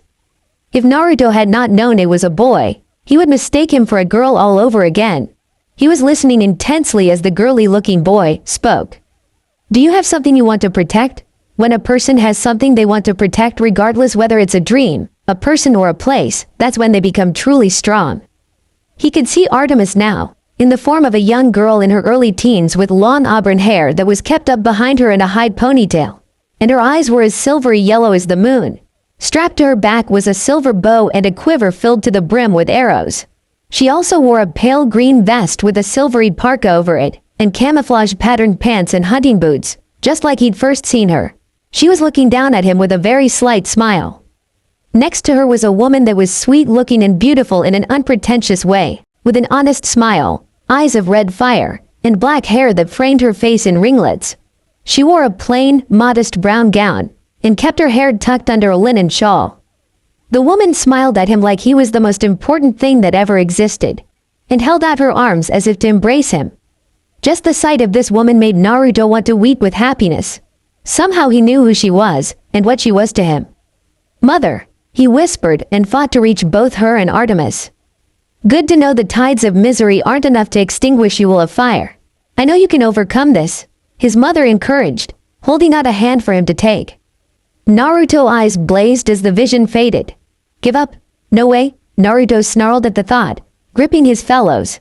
He couldn't see them in the murky water, but when he gripped them, he kicked upward and broke the surface. Naruto gasped, grateful for air, no matter how sulfurous, though he couldn't make out their surroundings. He knew this was a river. Rivers had shores. The river worked against him. Thousands of weeping voices whispering in his ears, getting inside his brain. Life is despair, they said. Everything is pointless, and then you die. Pointless, Hestia murmured. Her teeth chattered from the cold and she stopped swimming and began to sink. Misery, Robert moaned. Fight it, Naruto shouted as he kicked and struggled, trying to keep all three of them afloat. Mentally shoving the wailing and his own agony to the back of his mind, he used the last of his strength to reach the riverbank. His feet dug into the sandy bottom. The ninja hauled them all ashore. Robert, Hestia and him all shivering and gasping, and collapsed on the dark sand. At their feet, the river roared past, a flood of liquid wretchedness. The sulfurous air stung Naruto's lungs and prickled his skin. When he looked at his arms, he saw they were already covered with an angry rash that the fox was being slow to heal. He tried to sit up, then gasped in pain. The beach wasn't sand. They were sitting on a field of jagged black glass chips, some of which were now embedded in Naruto's palms, so. The air was acid. The water was misery. The ground was broken glass. Everything here was designed to hurt and kill. Wherever, here, was. Naruto took a rattling breath and took off his Nemean lion vest and laid it out before channeling his wind chakra through his index and ring fingers on one hand and used them as a pair of scissors to cut the sleeves off it and then cut the sleeves apart and made strips that he used as makeshift bandages and wrapped around the injuries his companions had obtained. They struggled to their feet just after he had finished doing so. Dead, that's the Cocytus, the river of lamentation, it's made of pure misery, Robert said through clenched teeth. How? What are you? How come you weren't affected? Naruto shrugged, summoning a bonfire between them so they could all dry off, and in about a minute, the trio of demigods were warm and dry again. Who says I wasn't? I just know that when times are hard, you can either roll over and die, or endure and push through. Besides, he looked down at Artemis's silver ring fondly. I had help from my teachers and those dear to me. Robert and Hestia looked at him, puzzled, but the whiskered blonde male ignored them and scanned the surroundings. Above, he saw no signs of the tunnel they'd fallen down. He couldn't even see the cavern roof, just blood-covered clouds, floating in the hazy gray air. It was like staring through a thin mix of tomato soup and cement. It made Naruto wish he had the Byakugan. Robert, meanwhile, was alternating between waving his hands and looking at them, disbelief and horror covering his face. What's with you? Hestia asked. My magic. That reaction back in Russellville. When that bolt hit me, it sapped my magic dry. I can't do anything this way, Robert said, stricken. Naruto and Disma looked at one another and Naruto made up his mind before his bronze ring transformed into his hunting knife and he pressed it hilt first into the son of Hecate's hand. "Wah?" Robert asked, looking up at him. "Until you get your hocus pocus mojo back, you need that blade more than me," the ninja said with a shrug since it was obvious, then looked around. "So, where are we?" Naruto asked, already eager to be moving and find the way out. The black glass beach stretched inland about 50 yards, then dropped off the edge of a cliff. From where he stood, Naruto couldn't see what was below, but the edge flickered with red light as if illuminated by huge fires. That lightened Naruto's mood somewhat. The three of them could warm themselves and he could restore his strength there. Like the note from his mother had told him, if he ever needed help, fire would come to his beck and call as well as empower, heal, and protect him. Disma was still shivering, despite the hot, sticky glass cuts on her hands were still bleeding, which was unusual for her. As a child of Apollo, god of medicine, normally, she healed fast. Her breathing got more and more labored. What was worse was that she'd lost her bow, and most of her arrows in the fall into the Kokaitis. "This place is killing us," she said. "I mean, it's literally going to kill us, unless..." She gazed inland toward the cliff, illuminated by flames from below. "Unless what?" Naruto prompted. "You got a plan." "It's a plan," Disma murmured. "I don't know about how much it'll work, but we need to find the river of fire. If we drink from it, we should be able to survive here if this is where I think it is." Naruto smirked. Easy enough. He concentrated and a stream of liquid flames shot from where he could sense the fire below the cliffs, as he cupped his hands together, and in his palms ignited a flame that blazed for a few seconds, before it faded away to show a trio of water canteens that he unscrewed and the liquid flames of the entered them and handed one to each of his fellow demigods. Disma and Robert nodded and took the offered canteens before the trio each drank and lowered them, Disma and Robert with faces of disgust and shuddered while Naruto shrugged the taste of the flames off, and found that they looked somewhat better and that it was no longer painful to breathe the air. "So, now that we're not gonna die just from being in here, where's this place?" Naruto asked. Disma and Robert shared a look, then grimly answered in unison, as though even naming this place was the last thing they wanted to ever do. "Tartarus. If this is where monsters go when they're dispelled, I can't blame them for wanting to break out again and get revenge on the demigod that deported them here." Such were the thoughts on one Naruto Uzumaki as he and his two companions made their way along the side of the Phlegathon. Finding it had been easy, seeing as Naruto could sense the flames, and now they were going downriver along the shore of it, or at least the cliff that dropped more than 80 feet. At the bottom stretched a nightmarish version of the Grand Canyon, a river of fire cutting a path through a jagged obsidian crevasse, the glowing red current casting horrible shadows across the cliff faces that was on the side of it. He knew how the dominant color in a flame changed with temperature. Seeing as Sasuke was so boastful about his family's proficiency in fire-style jutsu, it was hard not to get that kind of information. The temperature range from red to white was that. Red flame just visible, 525 degrees Celsius, 980 degrees Fahrenheit. Dull, 700 degrees Celsius, 1300 degrees Fahrenheit. Cherry, dull, 800 degrees Celsius, 1500 degrees Fahrenheit. Cherry, full, 900 degrees Celsius, 1700 degrees Fahrenheit. Cherry, clear, 1000 degrees Celsius, 1800 degrees Fahrenheit. Orange flame deep, 1100 degrees Celsius, 2000 degrees Fahrenheit. Clear, 1200 degrees Celsius, 2200 degrees Fahrenheit. White flame whitish, 1300 degrees Celsius, 2400 degrees Fahrenheit. Bright, 1400 degrees Celsius, 2600 degrees Fahrenheit. Dazzling, 1500 degrees Celsius, 2700 degrees Fahrenheit. The difference between red hot and white hot was about 1000 degrees. But what about blue hot? Blue in a fire was hotter than white. The range was between 2600 and 3000 degrees Fahrenheit and was the most oxygen-rich type of flame. Naruto knew fire was dangerous, so he stuck with using normal red, orange, yellow-colored fire. Best to go with what he knew. No need to test his limits in an uncontrolled environment if he could help it. He just hoped he wouldn't need to bust out the blue flames. But looking things over, the choice wouldn't be up to him. The thought made him wince. He wasn't sure of his limits with his flames yet, either. So if he ever lost control, it would be pretty bad.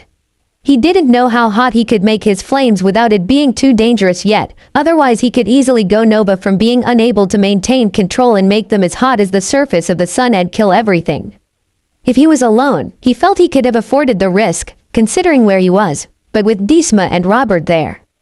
Yeah, he wasn't going to try it. Tartarus was a barren land with black soil. There were no monsters roaming the land, and the only light came from the river of fire. For miles and miles, Naruto could only see the same thing, which was nothing. There was no wall encasing them, no giant boulders, and no creepy gods glaring down at them. Naruto had to wonder what happened when you killed a monster in Tartarus. Did they really vanish, or did they just hidden in some other part of the underworld? He hoped they could get out of here all alive, and all of them sane. Then the ninja grimaced, bad thought, don't go there. Do not jinx it. How did you set up the temple anyways? He suddenly asked Robert. The son of Hecate looked at him like he'd lost his mind. Something else to think about, Naruto said with a shrug upon seeing the look he was being given, causing Robert to grunt in agreement. Something other than where they were to think about. That was mandatory solely due to fact. Conjuration magic, after that, I had the skeletons I used against you build it after I summoned the materials. Cheap labor, he said. Naruto nodded. So why'd you do that? Change everyone into animals and nymphs, I mean? Robert shook his head, twirling Naruto's bronze hunting knife he'd been lent.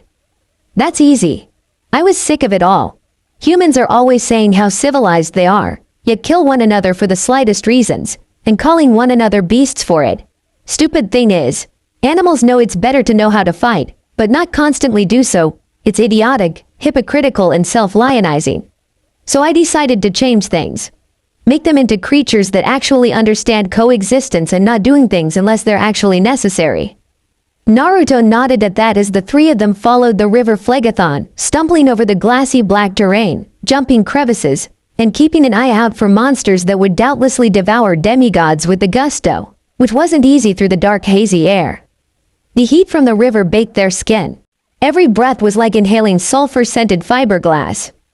When they needed a drink, the best they could do was sip some refreshing liquid fire since Naruto couldn't risk conjuring meals with his own flames in case the smell alerted the monsters here. Time was impossible to judge as they trudged along, following the river as it cut through the harsh landscape. When the trio stopped, it was because they found themselves at the edge of another massive cliff. The river Phlegethon spilled over the side in jagged tiers of fiery waterfalls. Naruto felt his heart crept into his throat. Even if they reached the bottom of the cliff alive, they didn't have much to look forward to. The landscape below them was a bleak, ash-gray plain bristling with black trees, like insect hair. The ground was puffed with blisters. Every once in a while, a bubble would swell and burst, disgorging a monster like a larva from an egg. Out of how grossed out all three of them were, Robert looked the most sick at seeing that. To think I sped up that. He shuddered, muttering that he'd swear off monster summoning. All the newly formed monsters were crawling and hobbling in the same direction toward a bank of black fog that swallowed the horizon like a storm front. The Phlegethon flowed in the same direction until about halfway across the plain, where it met another river of black water, maybe the Cocytus. The two floods combined in a steaming, boiling cataract and flowed on as one toward the black fog. The longer Naruto looked into that storm of darkness, the less he wanted to go there. It could be hiding anything. An ocean, a bottomless pit, an army of monsters. But if the monsters were going in that direction, it was their chance to get home. After all, monsters had to escape into the mortal world from this place somehow, right?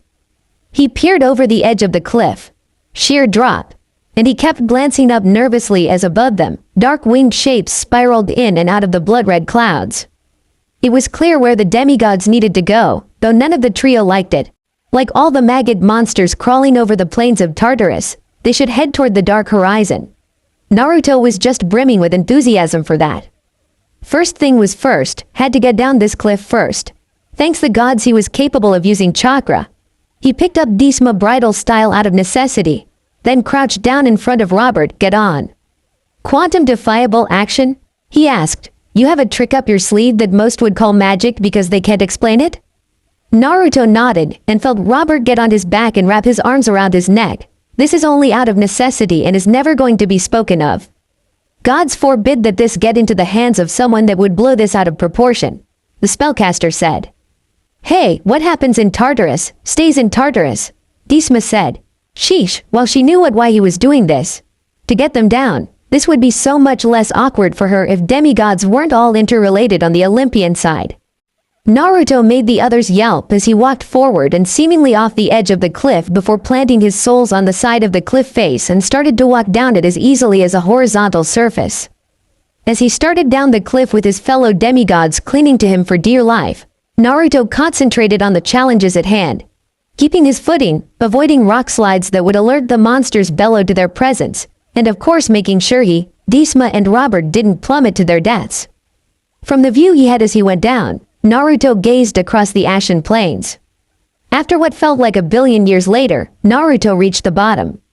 He set his comrades down, and he felt his legs give out under him and he sat down. Damn the fact that chakra was combination of molded together physical and mental energy, sometimes. Using it for that long climb down had left him exhausted.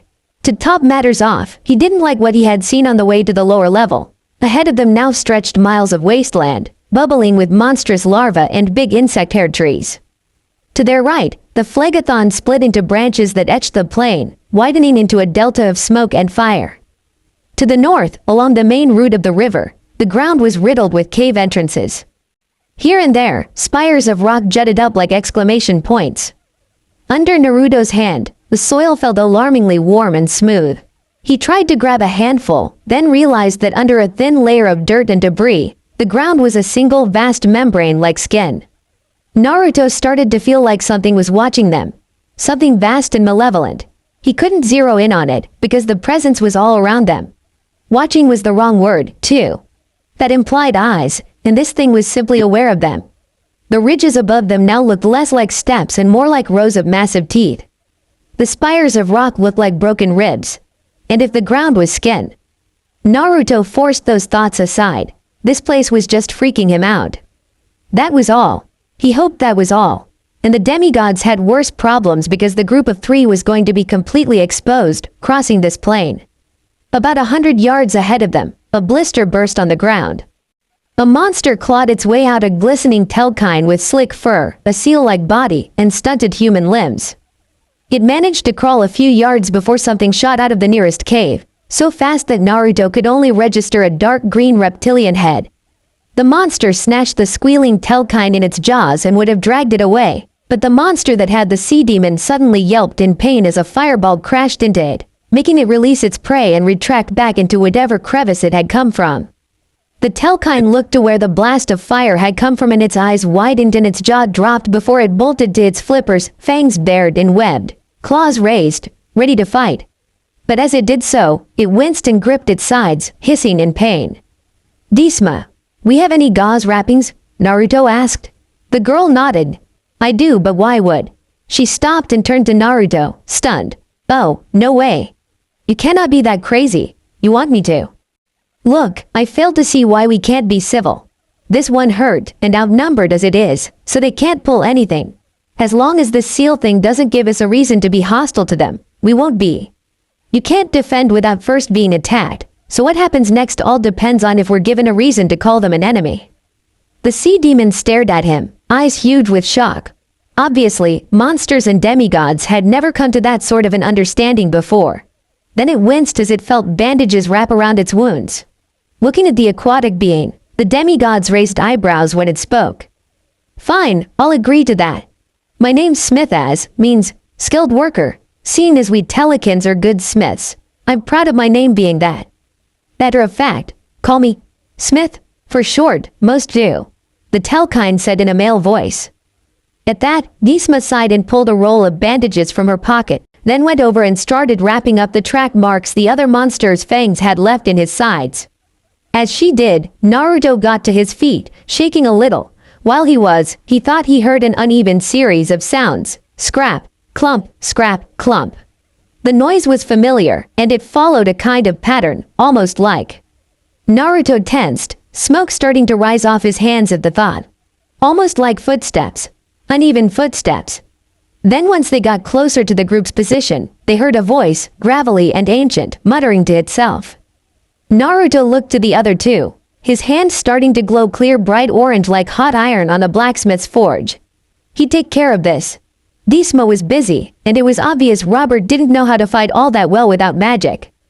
As the steps got closer, Naruto leaped at the source of them, and he and the monster that he had jumped on top of were a blur of slashing claws, fangs, limbs, curses and blasts of fire until Naruto pinned the creature by the neck to the ground, hand raised and ready to incinerate the threat, but his eyes widened. He was holding a monster by the neck, pinned to the ground, all right. A female one with pale skin, fiery hair that burned across her shoulders and the ground like a miniature phlegathon. She was wearing a Greek dress, and her mismatched bronze and donkey legs pinned under his own limbs. Seraphon, Naruto and Disma said in unison, surprised to see the Empausai again. Naruto extinguished his flames and got off her, helping her stand, all the while apologizing furiously. Oh geez, I'm sorry. Didn't know it was you or I wouldn't have. The demon clamped a hand over his mouth. Relax, she said. She removed her hand and stood, dusting herself off. Don't apologize, you need to be that way here. I would say it is good to see you two again, but with where we all are, she shook her head grimly. Glad to see you're all right, Seraphon. After that banishment spell got you, we were worried, the blonde said, Disma nodding. Seraphon looked completely shocked at that. Demigods feeling worried for a monster. That was something that had never happened before. Usually it was them being worried about monsters. In a bad way. Seen as they'd be fighting for survival against one another. Care to explain that? I'm only obeying the will of my mistress, Hecate, she said. Naruto rolled his eyes, orders or not, fact is you helped us and we feel we can trust you because of it. Choices have consequences, whether good or bad. You help us, so we feel we can trust you. The vampiric woman stared, then burst out laughing. True, choices do have consequential results. As a servant of the goddess of magic, the mist, and crossroads, that's something you don't need to tell me, she said, grinning. Naruto smirked and raised his hands in front of him, and flames shot out of them, hitting the ground and making the air shimmer with heat. When the flames faded, there was a blanket laid out in front of the group of 5. A plate of various sandwiches and potato chips appeared on it, along with a 6-pack of Coke. Sure, it was risky, but there weren't any places to hide in the completely exposed plain anyways, and it wouldn't do to have him of his friends starving and so weak from hunger that if they ran across any less than reasonable monsters, they were too weak to fight back. Well then, how about we celebrate that we're all together again? He asked. The demoness shook her head, hopelessly amused. Naruto truly was an odd one, even by demigod standards. 3 demigods, a Telekine and an Empusai all together and having a picnic in Tartarus? That was a first. Then again, in Tartarus, any good news at all was to be celebrated. As the now group of 5 sat down, Naruto looked embarrassed. Would give a proper sit-down meal with a table and all, but with where we are.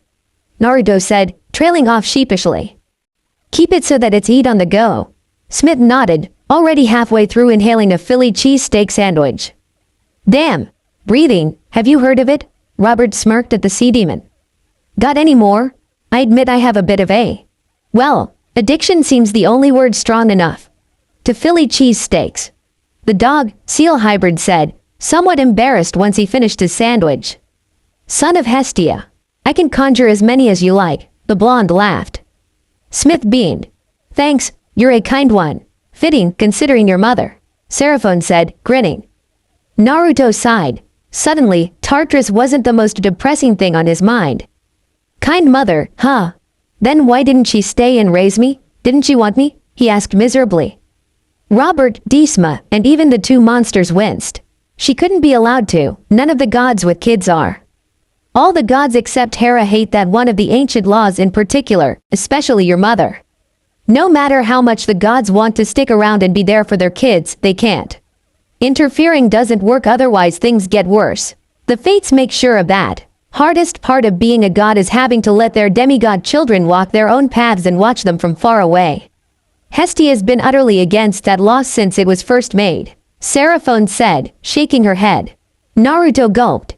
He was starting to learn that for a demigod, they were forced to accept that this crazy messed up world of gods and monsters was their reality.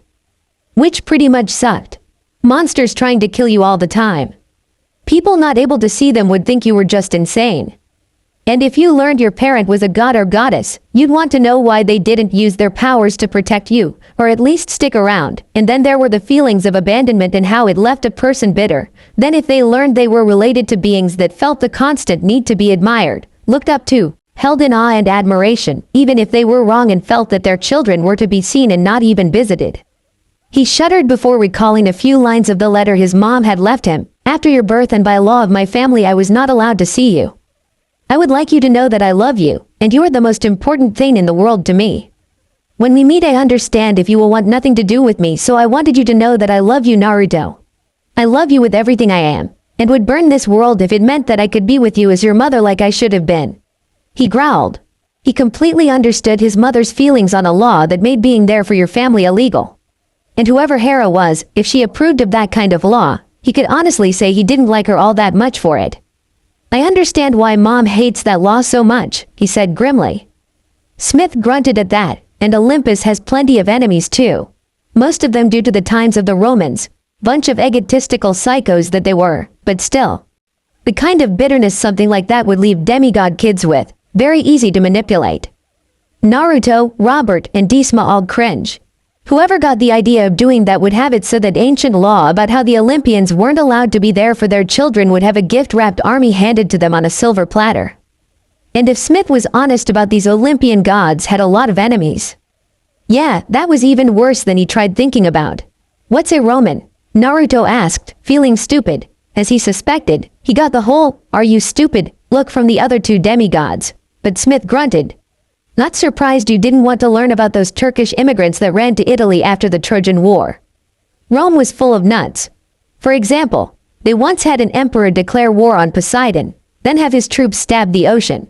That's all kinds of crazy, Smith said. Naruto imagined it. A lunatic ordering armed soldiers to stand in the ocean and try stabbing water to death to kill an unkillable immortal, screaming, "In the name of Rome, die water, die," while all they were doing was splashing around in the surf for how effective that was. He couldn't help but shake his head. Ridiculous, the word, Roman, must have translated to crazy idiot. If they did things like that. At least that was Naruto's thoughts on the matter. But to be fair, he didn't even know what a Roman was. And according to Seraphone when they'd met earlier, this wasn't even his own dimension or reality. He wondered about that still. Why was he sent here? He didn't get it. If it was to know his mother, he would have agreed to that in a heartbeat, but that outdated law made it so they couldn't be together as a family, so what else was he here for? His arranged marriage? Possibly, but she seemed too spirited to accept simply becoming someone's bride, after all. And from what he'd heard it is claiming, she was the goddess of virginity of all things, so he failed to see how marrying and having a family with someone that was supposed to epitomize the state of a person who had never engaged in intercourse would work. So why was he even sent here in this dimension? He didn't get it. Standing, he walked over to stand next to the Phlegethon and stared at the flames as if looking for answers. Picking up one of the glass-like obsidian chips off the ground and tossing it, making it skip across the flaming river halfway before sinking and, to his surprise, he heard an almost metallic pinging sound over the sound of the roar of flames where the chip sunk. He tried again. Same thing. Naruto narrowed his eyes. Something was under the river's flames.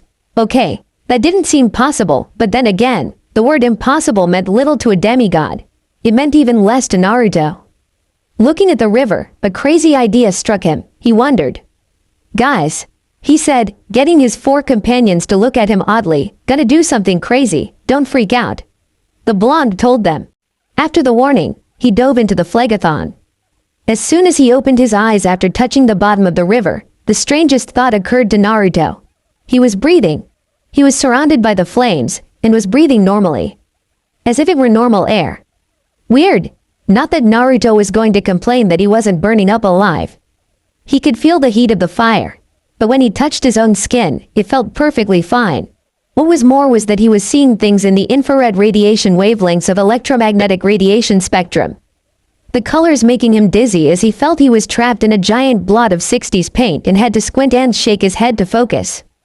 Weird. Now, what was it had gotten his attention? Looking around with his eyes as slits wasn't easy, but he spotted what he was looking for. Picking up the pieces, he tossed them out of the river and then followed.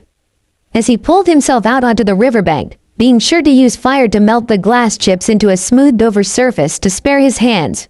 The blonde son of Hestia noticed the aquatic magician Smith was already looking over the discovered armor. As he got out of the phlegethon, he took a minute for his eyes to readjust to the dim light after the insane level of bright color his infrared vision hand left him with, and once he got a good look at his discovery. A black, tight-fitting armor with dark red short sleeves, a red cloth collar, a pleated black metal girdle attached to a red cloth, and the insignia on the cuirass displayed the symbol of a red diamond in the middle of the chest. There was also a set of folded metal greaves that could be attached to protect the front of the leg, while still providing a range of mobility, stretching from the ankle to the knee. Along with all that, there were vambraces made of the same metal that were attached to black soft leather bracers. The style of the armor looks like what was used by the Praetorian Guard from Imperial Rome, Smith said, looking it over critically. Black part is Stygian iron. Metals attached to the leather to make wearing comfortable as well as functional. Lightweight too, not bad. Naruto, however, looked at the armor in a different way. Why had it been there at the bottom of a river of flames? How had it survived that anyways when it should have melted? It was like it had been waiting for him. Interesting way to think of things, a male voice said suddenly. Naruto and the others cried out and backed away as a geyser of fire suddenly shot up from the ribbon, and as they watched, it took on the shape of a man's upper body at the top of it. Greetings, the being said. No way. The primordial of the river Phlegethon. Wah, what are you doing awake? You primordials are supposed to barely be concussed right now, Smith yelped. Well, I had a reason to awaken, Phlegethon said, then turned to Naruto, son of Hestia. I would ask a favor of you, the entity of fire said. Fire away, what's this favor? The blonde asked. Very funny, Phlegethon said, clearly amused at the wording, before the primordial sighed wistfully. Clearly this topic was one he didn't like. You see, the primordial goddess Styx and I are in love with one another, but she was inadvertently consumed by my flames and sent to the underworld. Hades allows her river to flow through his realm. As much as we both wish our rivers to run together and can never be distinct again, we cannot. He sighed, then looked at Naruto pleadingly. If you can you at least take some of my flame waters to Styx? You can do that easily due to your pyrokinesis. Naruto looked at the figure of fire and he felt his heart go out to the god. Phlegethon and Styx, they both flowed through the underworld, so close, yet couldn't touch or speak to one another. It was worse than any long-distance relationship. It was a way to go insane, having the person you love be so close, yet not able to be with them. And this poor guy had to deal with that kind of heartache for eons. As someone who valued his bonds with others, Naruto understood how being unable to be there for the ones you cared about could make a person crazy.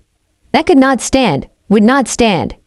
Sure, you have my word that no matter how long it takes me, I'll get some of your flames to her, he said with a slight smile. The man of flames flared brighter and whooped before beaming at the ninja joyously. Thank you. One thing my beloved knows about you is that you don't need to invoke her role as an oathkeeper to know that you'll see it through to the end once you've given your word.